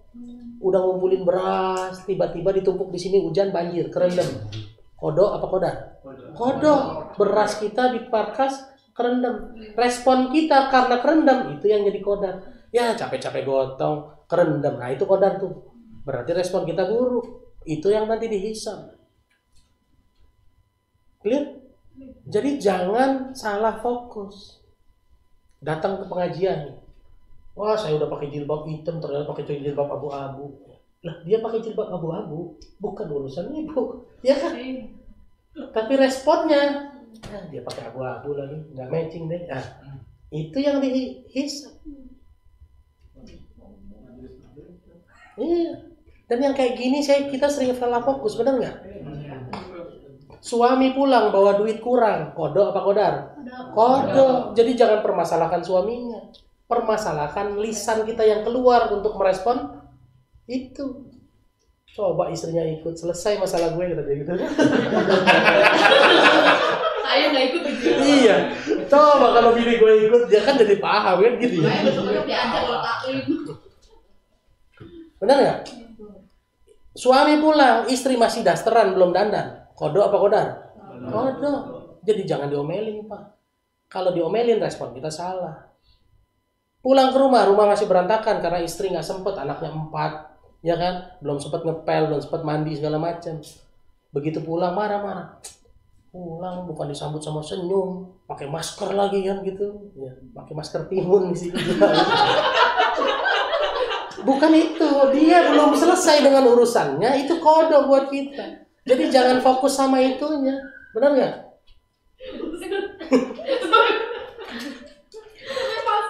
Masker timun, masker bengkoang. Oke? Oke? Inilah fokus, inilah konsep kehidupannya. Konsep kehidupan yang harus kita kuasai. Dan jangan salah, meskipun kita sudah benar, kita akan terus diuji. Surat 47 ayat 31.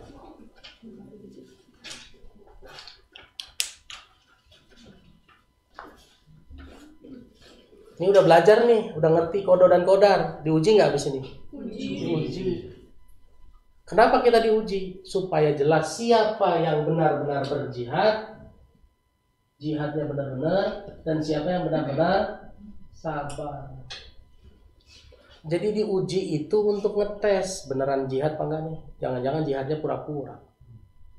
Beneran sabar apa enggak nih? Jangan-jangan sabarnya pura-pura. Bahkan habis berbuat baik saja diuji kembali. Surat 29 ayat 2. Ahasiban nasu ayyutraku ayyaqulu amanna wa hum la yuftanun. Apakah manusia menyangka dia akan dibiarkan begitu saja dengan mengatakan saya sudah beriman, saya sudah sedekah, saya sudah bertobat, saya sudah ngaji, saya sudah belajar tanpa diuji kembali? Benar nggak? Diuji kembali. Makanya kita jadi bisa waspada nggak? Bisa. Habis ngapain? Habis ngangkat beras. Berarti siap-siap. Habis itu diuji. Apa? Mungkin ada yang pertama kali gotong beras 2 ton. Alhamdulillah 2 bulan yang lalu pertama kali saya berdua doang sama Bang Zen di Jakarta nganter beras 1,3 ton berdua doang. Selesai pulang tuh langsung pegel ya. Jangan salah respon. Ya kan ujiannya di situ Pak. Benar nggak? Orang yang nggak biasa gotong beras, meskipun cuma 100 kilo Pak, itu badannya ntar malam berasa itu. Nah tinggal responnya tuh apa tuh di situ tuh. Benar nggak? Dan biasanya kita gara-gara ngantar beras, seleo gue, nggak salah sudah. Benar nggak? Pernah nggak gitu? Orang cuma 10 kilo buat konten aja. Nah. Oke, pernah nggak kita gitu? Belum lama. Ya. Jadi hati-hati, jangan salah fokus, dan ujian ini akan terus hadir ke kita, nggak mungkin stop. Bahkan meskipun kita sudah berbuat baik sekalipun. Kenapa? Karena Allah bilang surat 67 ayat 2. alladzi khalaqal mauta wal hayata liyabluwakum ayyukum ahsanu amala. Allah menciptakan hidup dan mati untuk mengujimu, untuk mengetahui siapa yang amalnya paling baik di antaramu. Berarti kesimpulannya kalau mencari amal yang paling baik itu di antara orang baik apa di antara orang buruk? Orang baik. Jadi kesimpulannya ujian akan hadir ke siapa? Ke orang baik. Nanti diuji. Kalau orang buruk berarti jatuhnya dapat apa? Azab. Iya kan? Jadi kalau ada orang habis ngerampok, habis itu dia sakit, terus dia bilang, wah saya diuji. Salah apa benar? Salah. Iya kan? Dan kita sering begitu nggak? Misalnya nih, suami habis marah-marah sama istrinya. Habis marah-marah terus dia pergi naik motor. Sampai tengah jalan, ban bocor. Terus dia bilang, lagi diuji sabar gue, ban bocor. Lah, habis ngomel-ngomel baik apa buruk, Pak? Buruk. Jadi kalau ban bocor itu kira-kira ujian apa azab? Azab masih bagus cuma ban bocor. Coba kalau tabrakan. Kenapa? Marah. Pergi karena marah, saya sering bahas kan surat 21 ayat 87. Surat 21 ayat 87. Ini kisah Nabi Yunus pergi karena marah. Fazonna allan naqdiru alai, dan dia menyangka Allah nggak bikin dia tambah susah. Makanya kalau lagi marah sama istri jangan pergi kemana-mana. Apalagi nggak punya duit. Dikunciin Susah nanti. Ya kan? Nabi Yunus itu dakwah, nggak ada yang mau denger, nggak ada yang nurut. Lalu dia kesel, udahlah gue pergi aja. Masuk perut ikan. Fazonna ala naqdirullah. Jadi saya pakai ayat ini buat apa? Kalau semarah-marahnya saya sama istri saya diam aja di situ, nggak kemana-mana. Ya kan? Pelan-pelan buka kancing satu, ganti kaos. Kalau nggak goreng cireng. Goreng cireng. Iya, Masya Allah. Oke? Ya. Kenapa kalau pergi jadi masalah baru? Masih mending tadi marah, pergi ban cuma bocor. Coba kalau jatuh, kalau tabrakan, patah tangan.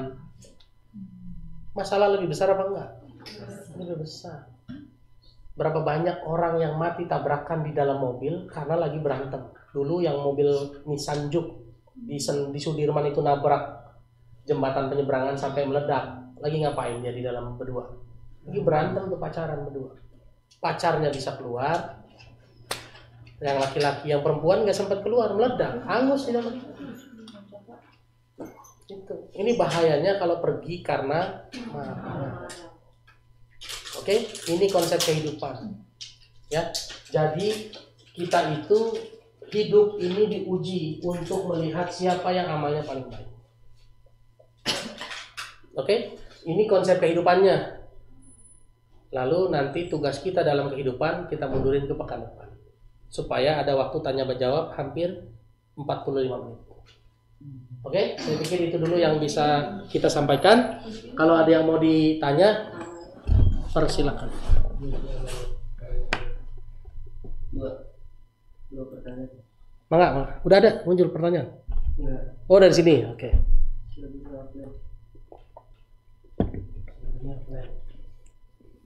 Ayo, yang mau nanya? Kalau bertanya, saya kasih hadiah risol.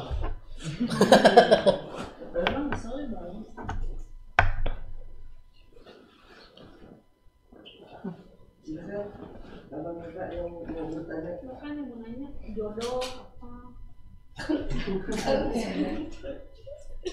Kalau nggak ada yang nanya, saya terusin. Nanti nggak cukup waktunya bertanya, ya sudah. Pertanyaannya pekan depan. Ya, silakan. Nanya yang tentang kode dan kodar. Oke. Gimana supaya kita bisa melatih kodarnya itu selalu baik gitu? Kodar, oke. Responnya kita tuh selalu baik. Gitu. Oke. Auzubillahi minasyaitonir rajim. Bismillahirrahmanirrahim. Sebetulnya ini rumus paling gampang. Beberapa hadis juga ada ya, nanti minta sama Ustaz Fajar, beliau lebih fasih dari saya. Ada hadis yang bilang begini, jagalah mulutmu maka kamu akan selamat. Ada nggak hadis kayak gitu? Ada juga yang Rasulullah nggak ngomong tapi diam tapi sambil nunjuk begini, ada. Ya. Hadis itu bisa sunnah itu bisa hadis yang diucapkan Rasulullah, bisa perilaku dia, atau dia nggak ngapa-ngapain tapi dia nggak ngelarang. Itu juga termasuk hadis. Dulu sahabat makan makanan ekstrim, daging biawak mungkin lah contohnya. Rasulullah ada di situ. Rasulullah ngelarang enggak, ikut makan enggak. Artinya itu jadi dalil makan biawak boleh gitu loh. Tapi ini dagingnya waktu itu apa biawak atau musang saya nggak tahu ya. Nanti harus dipelajari lagi hadisnya. Nah, kalau qadar kita mau baik, apa yang harus dilakukan pertama? Kalau tidak bisa berbuat baik, kalau tidak bisa ngomong baik, lebih baik iya. Hadis Arba'in nomor berapa? 9 apa 11? Ya. Ya. Kalau nggak bisa ngomong yang baik, diam. Jadi kalau mau qadar baik, minimal lisan harus under control kita. Lisan harus under control. Jangan asal lepas ngomong. Meskipun kepikiran, minimal jangan keucap aja. Karena kalau nggak mikir nggak mungkin. Ya kan? Tapi kalau udah bisa ngontrol pikiran, nah itu lebih hebat lagi. Ini kan materi saya beberapa bulan yang lalu. Memindahkan akal. Akal harus kulubun ya'qiluna biha, surat 22 ayat 46. Akal itu harus diarahkan berpikirnya oleh hati, yaitu iman. Kulubun ya'qiluna biha, hati yang memikirkannya. Ilustrasi yang saya bikin dulu adalah gini. Kalau kita buka mie ayam, warungnya udah buka, bahan-bahan ada, segala macam udah siap, yang kerja udah siap. Apalagi yang dipikirin? Nggak ada kan? Udah tinggal nunggu orang datang aja. Nggak ada kan? Bisa nggak mikirin kenapa orang ini nggak datang-datang? Bisa nggak? Ada jawabannya nggak? Nggak ada. Sesuatu yang dipikirin nggak ada jawabannya, berarti itu udah areanya iman. Bahkan perusahaan jarum saja yang ngiklannya 300M setahun untuk satu produk rokok. Pernah saya tanya, per 1 miliar kenaikan iklan, berapa korelasinya dengan kenaikan penjualan? Mereka bilang, tidak ada. Nggak ada datanya. Itu berarti area apa? Iya, mereka aja yang nggak pakai iman, nggak bisa kok merasionalisasi jumlah biaya iklan dengan penjualan. Coba antum share di Instagram dan lain-lain. Ada hubungannya nggak? Oh, saya share 15 kali, penjualan 13 kali. Ada nggak? Nggak ada, Pak. Berarti itu areanya iman. Jadi kalau mau qadar kita aman, nomor 1 apa? Jaga mulut, kalau istilahnya jamu. Nah, sekarang kita bahas lebih dalam nih soal jamunya nih. Ada beras kencur. Ada temulawak. Ya. Soal mulut ini 33 ayat 70 sampai 71. Kita bahas lebih dalam sedikit. 70 sampai 71, surat Al-Ahzab ayat 70 sampai 71. Ya ayyuhalladzina amanu ittaqullaha wa qulu qaulan sadida. Baca artinya coba. Oke, yang dipanggil siapa? Orang beriman. Berarti yang nggak beriman jangan nengok ya. Lanjut. Disuruh apa dulu? Habis dipanggil bertakwa, baru suruh ngomong, baru suruh ngomong benar saja, ngomong baik saja. Landasannya harus iman dan ketakwaan. Jadi ngomong pakai logika, benar apa enggak? Belum tentu benar. Belum tentu benar nggak? Meskipun bilang gini, contoh nih, dagang di gang mana laku, logika benar apa enggak? Benar. Tapi secara keimanan, benar apa enggak? Dagang di tempat sepi, siapa yang beli? Benar apa enggak? Logikanya benar. Secara iman? Banyak orang yang dagangnya di dalam-dalam, lakunya luar biasa. Bang En nggak kelihatan tokonya di mana, dagangannya di mana-mana, benar nggak? Online. Ya. Artinya ngomong baik saja dasarnya iman dan ketakwaan. Bagaimana saya bisa umroh orang nggak punya tabungan? Benar apa salah? Benar secara logika. Secara iman? Salah. Bagaimana saya punya anak, orang istri saya mandul? Benar apa enggak?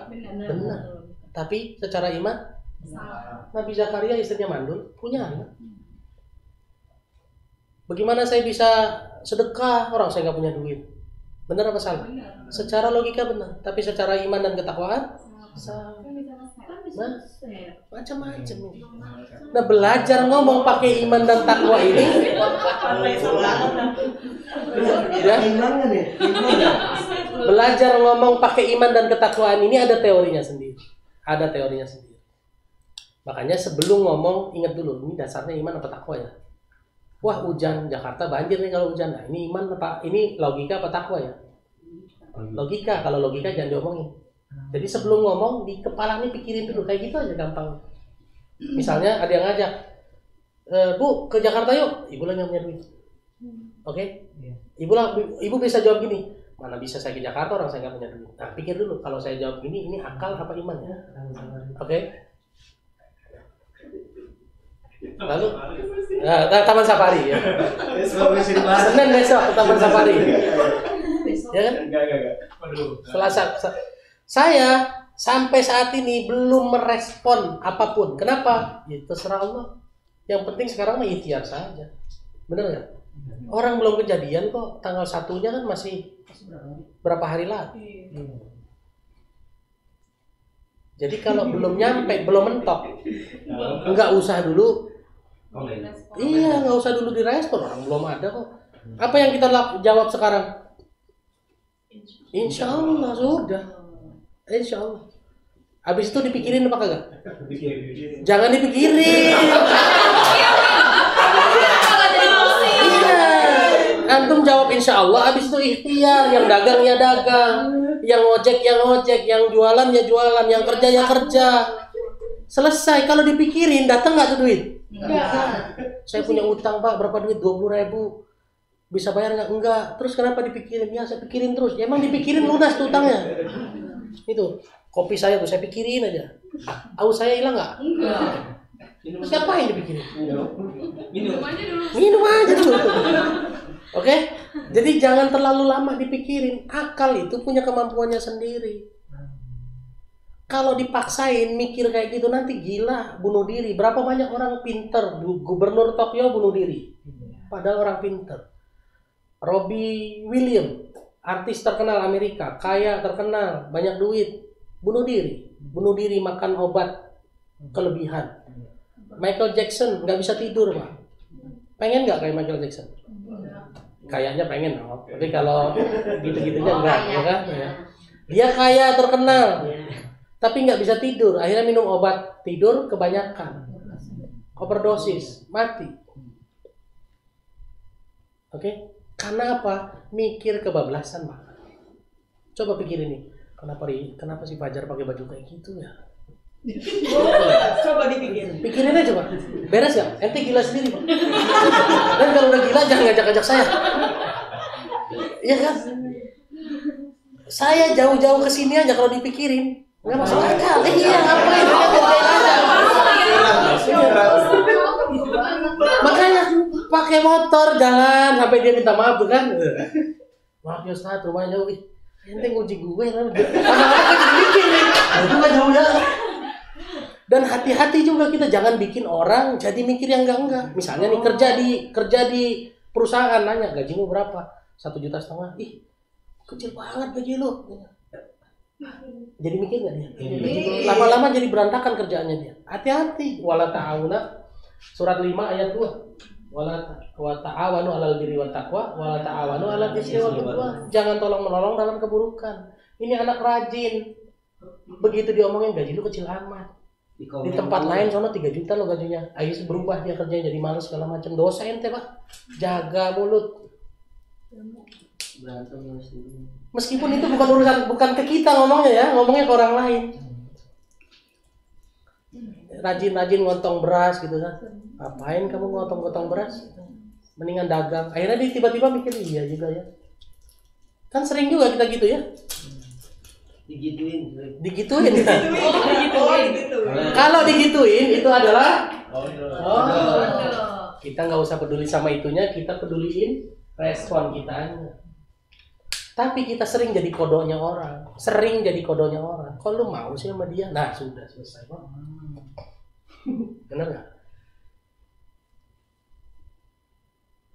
Kok mau lu sih sama dia? Kok lu mau sih begini? Sudah. Itu jadi kodoknya orang. Dia tidak dihisap dengan omongan kita, tapi kita dihisap dengan omongan kita sendiri karena kita jadi kodoknya orang. Tiba-tiba dia berubah gara-gara omongan kita. Kalau berubahnya jadi baik, kita dapat balasan baik. Kalau berubahnya jadi buruk, dapat dosa jariah nggak? Dapat, Pak. Makanya bagaimana supaya kodar kita baik? Jamu. Mulai dengan tolak angin. Mulai dengan ya, ngomong aja dasarnya harus iman dan ketakwaan. Janji Allah apa? Ayat 71-nya yuslih lakum a'malakum. Kalau ngomong pakai dasar iman dan takwa, kami bereskan masalahmu. Benar nggak? Tapi ngomong iman sama takwa ini biasanya bertolak belakang dengan akal. Ngasih uang ke istri 15 juta, tapi tiap hari makannya tempe sama sayur asem. Suaminya oke-oke aja. Temennya datang, Agung datang ke rumah Fajar. Jar, lu makan beginian doang. Berapa duit lu kasih istri? 15 juta. Oh, juta ginian doang nggak? Dia mikir. Dia mikir tuh, ya kan? Begitu dia mikir, dia marah sama istrinya gini, wah jadi masalah. Antum jadi kodoknya orang. Kodarnya dia salah. Jadi berantem segala macam, ngalirin pahala, ngalirin dosa, antum kebagian dosa. Kalau itu termasuk Syaitonul Insi nggak? Iya, ya kan memang surat 6 112. Wa kadzalika ja'alna likulli nabiyyin aduwwan sayatinal jinni wal insi. Ya gitu ya. Setan dalam bentuk manusia. Ada setan dalam bentuk jin, ada setan dalam bentuk manusia. Karena setan ini sebetulnya bukan, menurut pendapat ulama, setan ini bukan makhluk. Setan itu adalah sifat. Ada setan yang berbentuk jin. Karena apa? Jin yang sifatnya seperti manusia, seperti setan. Ada manusia yang bersifat setan. Jadi setan itu adalah sifat. Makhluknya bentuknya jin atau manusia. Minal jinnati wan nas. Ya kan? Berarti itu udah termasuk setan manusia. Udah dikodok. Udah ada kodoknya. Iya. Oh. Dan kita sering jadi kodoknya orang. Kan dia kalau kita ngomong begitu ke Fajar misalnya, Jar kok makanya tempe melulu Jar? Ya buat Fajar omongan saya itu kan tidak dihisap karena kodok. Yang dihisap adalah respon dia menanggapi omongan saya kan. Tapi saya akan dihisap terhadap kodar saya tadi kan. Begitu ngelihat Fajar makannya tempe doang, kan saya harus merespon. Oke, itu jadi kodar saya dong. Begitu saya respon, kok tempe doang, ini kodarnya saya. Saya dihisap tuh di situ. Tapi jadi kodoknya dia. Iya kan? Jadi kita bisa bedain nih. Buat saya adalah kodok, buat yang bersangkutan adalah kodar. Benar nggak? Jadi kita sering jadi kodoknya orang, padahal itu adalah kodar kita yang dihisap oleh Allah. Walaupun memuji gitu. Memuji juga sama. Hati-hati kalau memuji. Udah tahu nih orang nggak tahan dipuji, dipuji makin jadi. Kan kita harus kenal sama teman kita, benar nggak? Kalau teman yang kenal dengan teman dan kita tahu dia kalau dipuji terbang, Pak. Jangan dipuji. Pujian adalah buang waktu. Betul. Kalau udah megang oke. Jadi teman yang baik adalah teman yang tahu kondisi temannya. Kalau dia memang nggak tahan sama pujian, jangan dipuji, Pak. Diam aja. Kalau nggak ada kadang infak beras bekasi. Wah, itu pujian tuh kan? Itu buang waktu loh.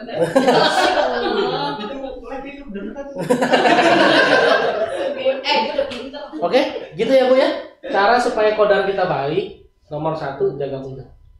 Nah, kalau saya buat saya ya, mau sepakat boleh nggak? Sepakat boleh.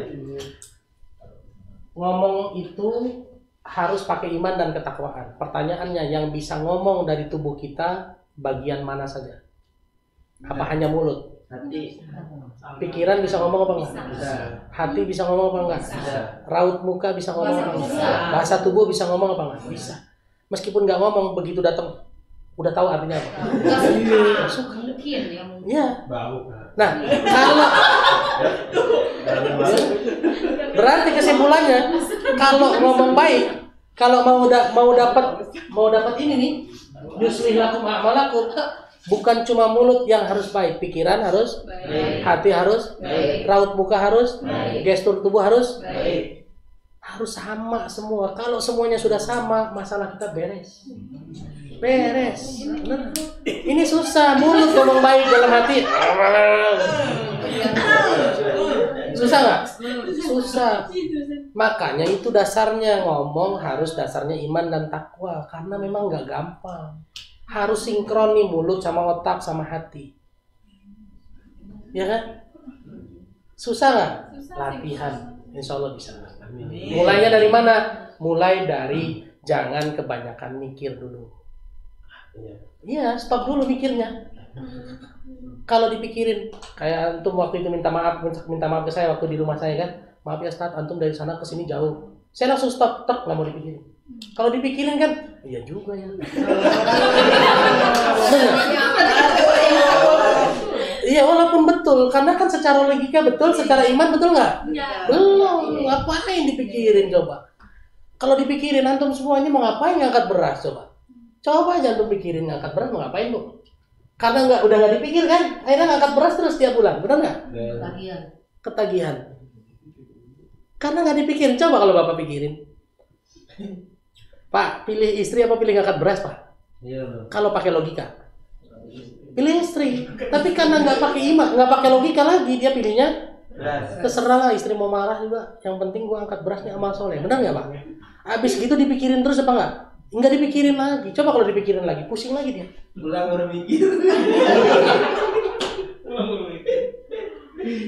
Ya kan? Siapa yang hari ini datang ke sini nggak bawa duit? Bagi salah ya. Kalau dia nggak percaya, salah. Pernah nggak beraktivitas hari-hari nggak pegang uang di kantong, cuma modal motor ada bensinnya doang? Pernah?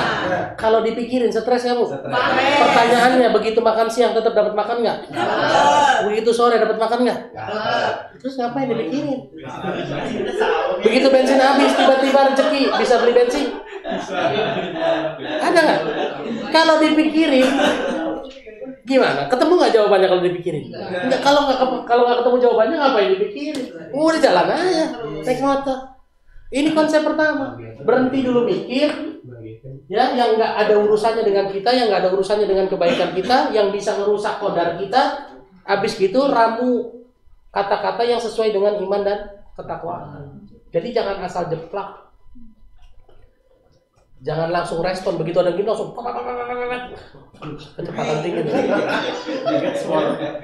Hati-hati, makanya tunggu. Orang baik, orang bijaksana adalah orang yang begitu dapat respon, dapat stimulasi, dia akan dulu. Ya harus ngerem dulu sebentar. Ini benar apa enggak ya? Kalaupun kelamaan, dia bilang kelamaan lo aja cepetan, tar dulu. Kalau kecepatan repot, nanti lama-lama ritmenya naik sendiri kok, nanti kebiasaan sendiri. Kan ini cuma soal Allah bisa karena biasa. Ini soal keistiqomahan. Kalau ibu istiqomah kayak gitu, lama-lama kayak gitu terus, dan polanya kejadian. Mulainya aja yang susah. Contohnya berhenti ngerokok, mulainya susah apa enggak? Iya. Begitu udah berhenti kira-kira? Bisa. Mulainya gampang apa susah? Susah banget. Mulainya aja susah, sampai napet nikmatnya tuh di mana coba? Begitu udah dapat nikmatnya, dia lanjut terus apa enggak? Lanjut terus. Ya. Oke? Kok rokok lagi saya sama. Oke. Boleh nanya nggak Ustaz? Silakan Bu. Masih ada waktu 22 menit. Satu lagi, bom waktu. Assalamualaikum. Waalaikumsalam. Masya Allah, dari kemarin saya lihat agenda ngapel hari ini Ustaz Indra. Dia itu langsung pas banget nih ya. Nah ini kodok buat saya. Kodok buat saya, oke? Contoh real ya kan? Saya harus respon benar gitu. Kalau saya merasa, wah gue ya salah. Pas banget nih bulan Oktober ini Ustaz. Saya ini merasakan sindrom apa ya? Maksudnya saya tuh untuk bergerak di sini tuh agak-agak kayaknya berat nih Ustaz Oktober ini. Karena memang ada yang saya rasakan sampai hari ini belum selesai. Tapi di hati saya bilang gini, Bismillah, kalau saya ada di jalan Allah pasti. Bismillah. Walaupun saya tahu Ustaz, ada sahabat saya 25 tahun berteman sama beliau. seperti adik dan kakak. Jadi ketika saya sulit, dia suka bilang, kamu bisa hubungi saya. Tapi sejak saya di sini Ustaz, saya malu Ustaz. Oke. Gitu. Malunya itu kenapa saya harus menghubungi dia lagi? Saya punya Allah yang hebat, Allah yang kuat, Allah yang besar gitu.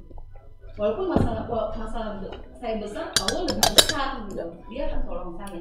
Akhirnya saya bilang gini, walaupun tadi saya terlambat, saya bilang gini, Bismillah, insya Allah Ustaz Indra akan memberikan pencerahan buat saya. Nah, ini kodok buat saya, oke? Kode lagi Ustaz, dua nih kodenya. Iya, siap. Bagaimana caranya Ustaz biar saya bisa tetap di jalan yang Allah sudah tetapkan? Saya sudah Bismillah, saya santri sampai mati. Bismillah Ustaz, ya mudah-mudahan antum-antum bisa mendoakan saya biar Amin. walaupun tepaannya itu besar sekali. Ustaz, Allahu Akbar. Allahu Akbar. Bismillahirrahmanirrahim. Yang pertama, baca surat 49 ayat 15. 49 ayat 15.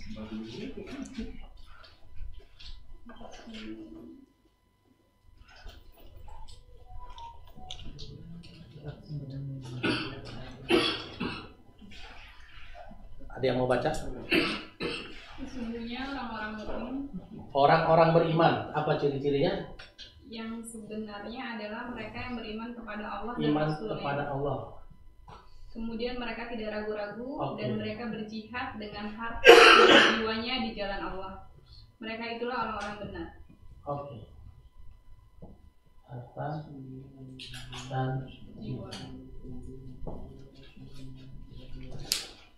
kalau ibu mau istiqomah di jalan ini, ibu udah beriman sama Allah, saya yakin. Ibu sudah beriman sama Rasul, saya yakin. Tapi saya nggak tahu apakah ibu ragu-ragu, karena ragu-ragu itu ada dalam hati. Cara pertama, buang dulu ragu-ragunya. Ragu-ragu ini yang bikin siapa sih? Akal, Bu. Akal dibisik-bisikin sama setan, akhirnya kan akal mikir lagi kan, mikir lagi. Akal mikir terus. Padahal kita udah berkali-kali belajar ngaji, belajar SMK dan lain-lain. Solusi buat masalah hidup kita di dunia apa? Iman dan amal soleh, ya kan? Iman dan amal soleh. Apa dalilnya? Surat 24 ayat 55. Surat 11 ayat 114. Ya. Iman dan amal soleh yang bikin kita masuk surga. Surat 11 ayat 123. 11:23. Oke.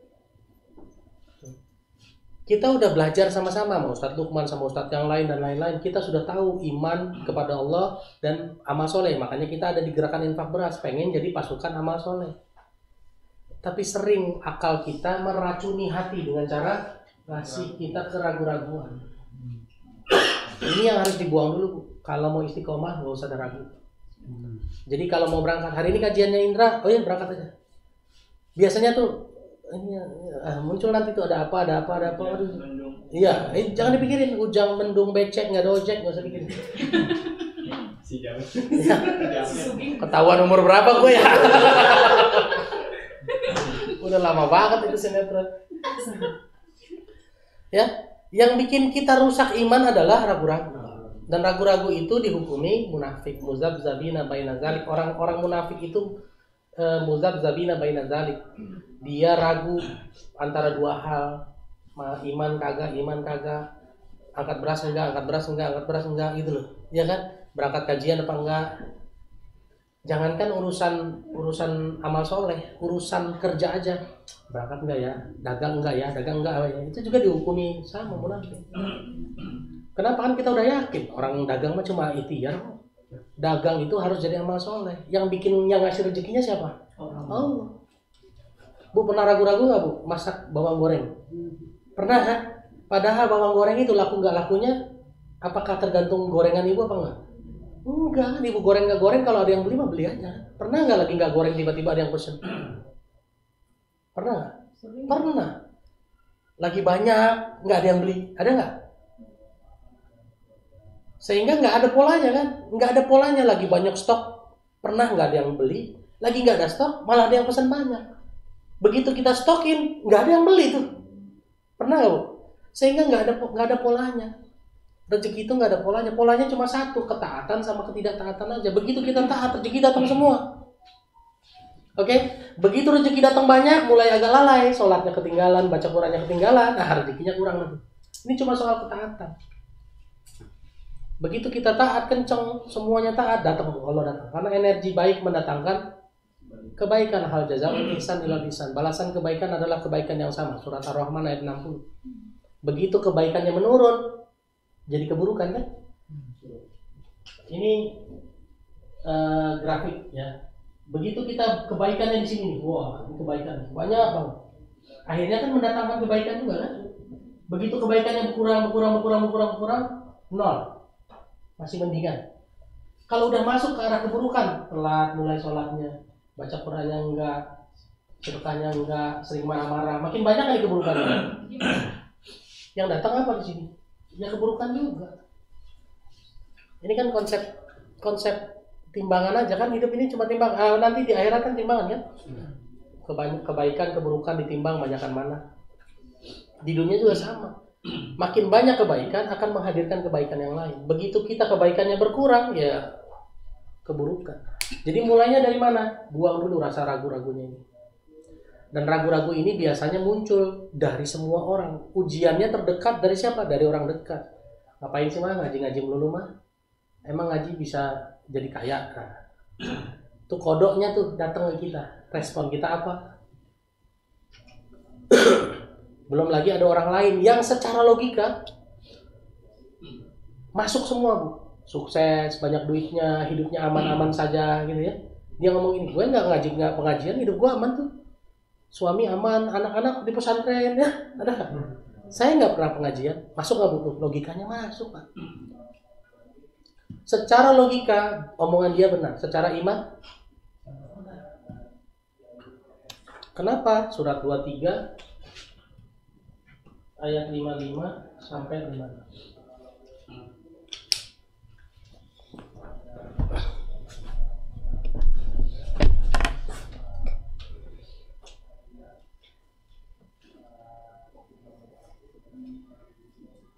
Apa bacanya? Apakah mereka mengira bahwa kami memberikan harta dan anak-anak kepada mereka itu berarti bahwa kami segera memberikan kebaikan-kebaikan kepada mereka? Nah. Tidak, tapi mereka tidak menyadari. Oke.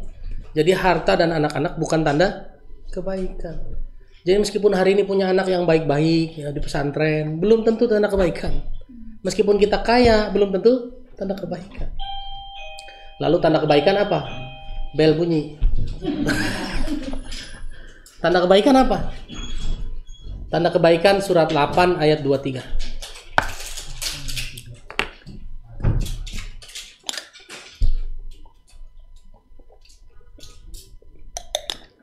Kalau sekiranya Allah mengetahui kebaikan ada pada mereka, tentulah Allah menjadikan mereka dapat mendengar. Oke, itu dia.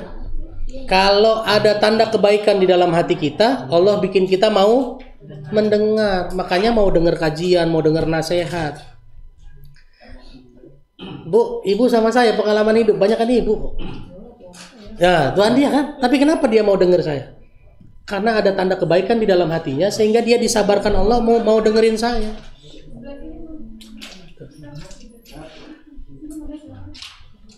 Ya. Jadi kalau tanda kebaikan salah satunya adalah dibuat untuk bisa mendengar. Karena ngedengar itu lebih sulit daripada ngomong, betul nggak Bu? Iya, ngomong mah gampang. Yang nggak ada ilmunya aja ngomongnya panjang kok, bener nggak? Cuma ngegosip doang nggak ada ilmunya, bisa dari pagi sampai pagi lagi loh, ya. Tapi mendengar itu jangankan sehari Pak, 15 menit ngedengar aja berat banget. Apalagi yang ngomong kita orang kenal. Gue tahu lu nya dulu siapa, begitu kan? Udah lu anak kecil jangan nasihat-nasihatin gue, kan begitu? Kenapa? Karena ngedenger itu susah Pak. Susah. Saya ini hijrah bareng sama teman-teman komunitas tanpa riba. Jadi mereka tahu dulunya saya bagaimana. Sampai sekarang saya nggak pernah ngisi kajian di komunitas tanpa riba. Ya kan lucu kan? Karena buat mereka mendengar omongan saya juga berat. Karena dia tahu juga mungkin bukan masalah itu ya. Ini contoh aja gitu. Saya nggak bersuhuzon sama mereka, bukan. Ya, pernah nggak punya karyawan terus tiba-tiba jadi ustadz? Udah dia aja jadi pembicara di kantor kita. Pernah nggak? Biasanya oleh orang lain, Pak. Benar nggak? Iya. Karena susah. Mendengar itu lebih susah daripada ngomong. Dan tanda kebaikan adalah dibikin mau mendengar. Sehingga Allah bilang di surat 6 ayat 36, innama yastajibul ladzina yasmaun. Sesungguhnya orang yang taat adalah orang-orang yang mau mendengar. Makanya dalam Islam adanya, dalam konteks beriman adanya sami'na wa ata'na, saya dengar, saya taat. Salat dengar apa lihat? Dengar. Imam bilang Allahu Akbar, baru Allahu Akbar. Benar nggak? Kalau ada orang yang udah ruku duluan, imam belum ngomong Allahu Akbar, salah apa nggak? Salah. Pernah lihat nggak? Imamnya udah sujud sampai bawah, dia baru ngomong Allahu Akbar, tapi udah ada di bawah. Ada nggak kayak gitu? Salat itu sami'na wa ata'na. Jadi kalau belum sami, belum dengar, jangan dulu bergerak. Iya kan? Konsep sami'na wa ata'na adanya di salat. Itu tiap hari kita lihat, tiap hari kita dengar. Jadi iya, jangan jadi imam.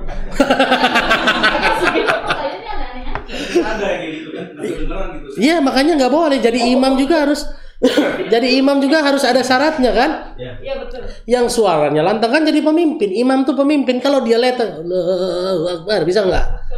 Bisa, Pak. Nggak kedengeran di pojok sono. Iya kan? Jadi harus lantang, harus kuat, yang benar, yang bagus, yang suaranya keras. Supaya apa? Sami'na wa ata'nya kedengeran. Gitu. Dan ini mohon maaf, saya nggak mau menyalahkan. Sekarang pertanyaan gini, sholat itu barisan. Sholat yang indah adalah yang pergerakannya serempak, betul nggak?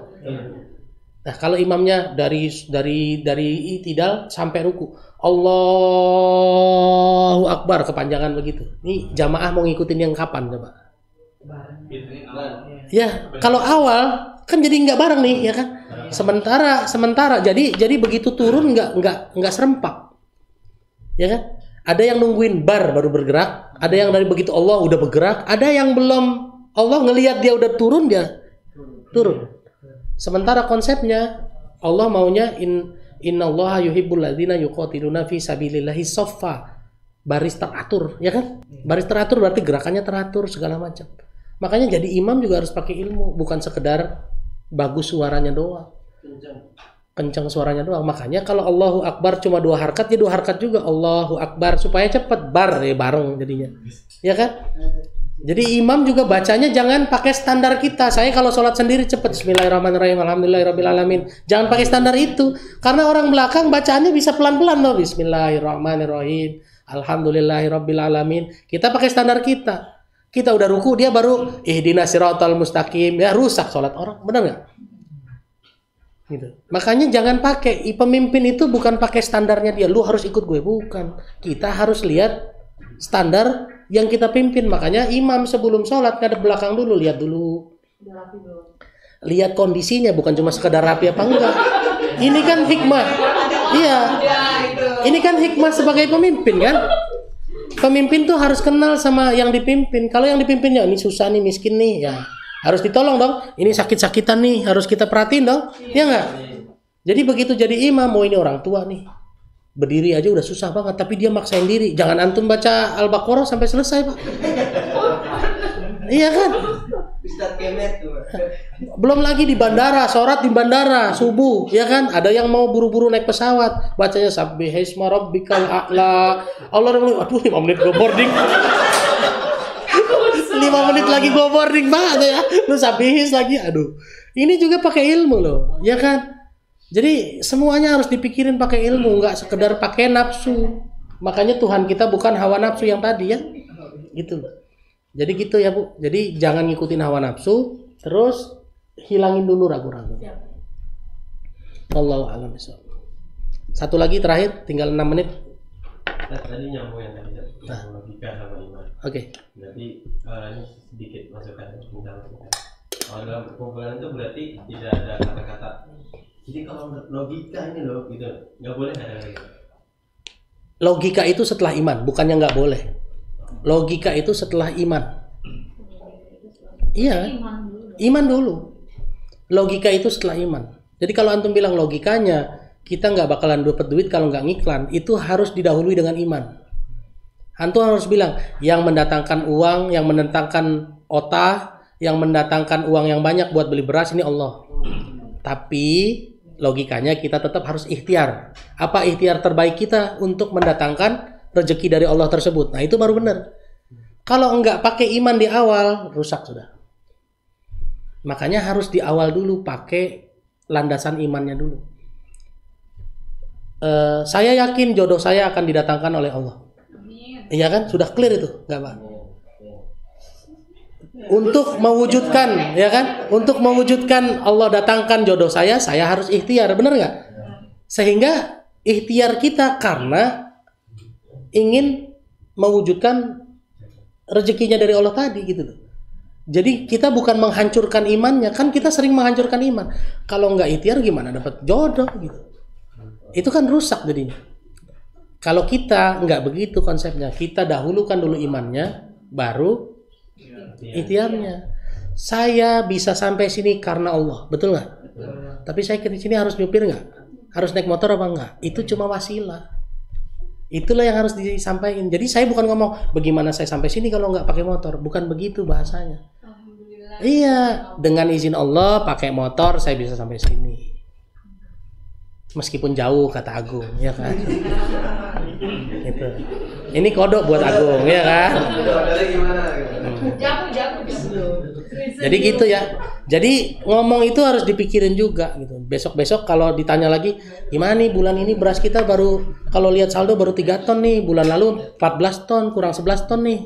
Gimana nih gitu kan? Meskipun kita meeting bagaimana skenario mendatangkan donatur dari OTA, tetap landasan imannya adalah kita udah sama-sama paham yang mendatangkan rezeki adalah Allah. Lalu kita apa? Kita cuma cari cara saja, wabtagu ilaihil wasilah tadi kan, mencari cara-cara untuk mendekatkan diri ke Allah tadi. Makanya yang pertama kali harus diperbaiki apa? Ya betul itu dia. Catatan harian santri yang pertama kali harus diperbaiki apa? Hablum minallah.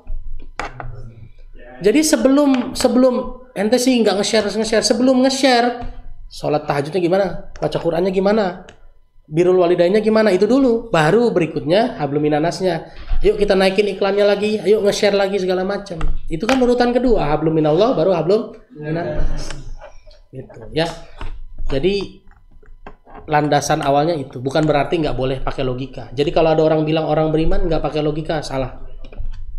Logika harus dipakai. Saya sampai kemarin juga pakai logika. Ini saya selesai dari sini akan mikir karena saya harus buru-buru ke Simatupang. Sementara tadi jalur perjalanan saya berangkat macet. Nanti saya akan cari logika kan, lewat mana nih? Meskipun atas, ya jangan Pak. Kalau pakai motor ntar saya repot itu, mobil wakaf itu, masa saya tinggal sini. Ya kan?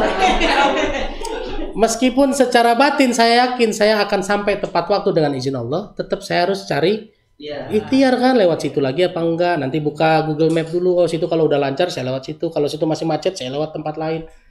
Ya kan, tetap akal mah dipakai, tapi setelah iman. Jadi ada koridornya nih. Nih iman, nih akal di dalam sini aja. Jangan nembus ke sini Pak, ntar stres. Jangan lebih ke sini, nanti stres. Mending kalau stres doang, kalau bunuh diri. Iya betul.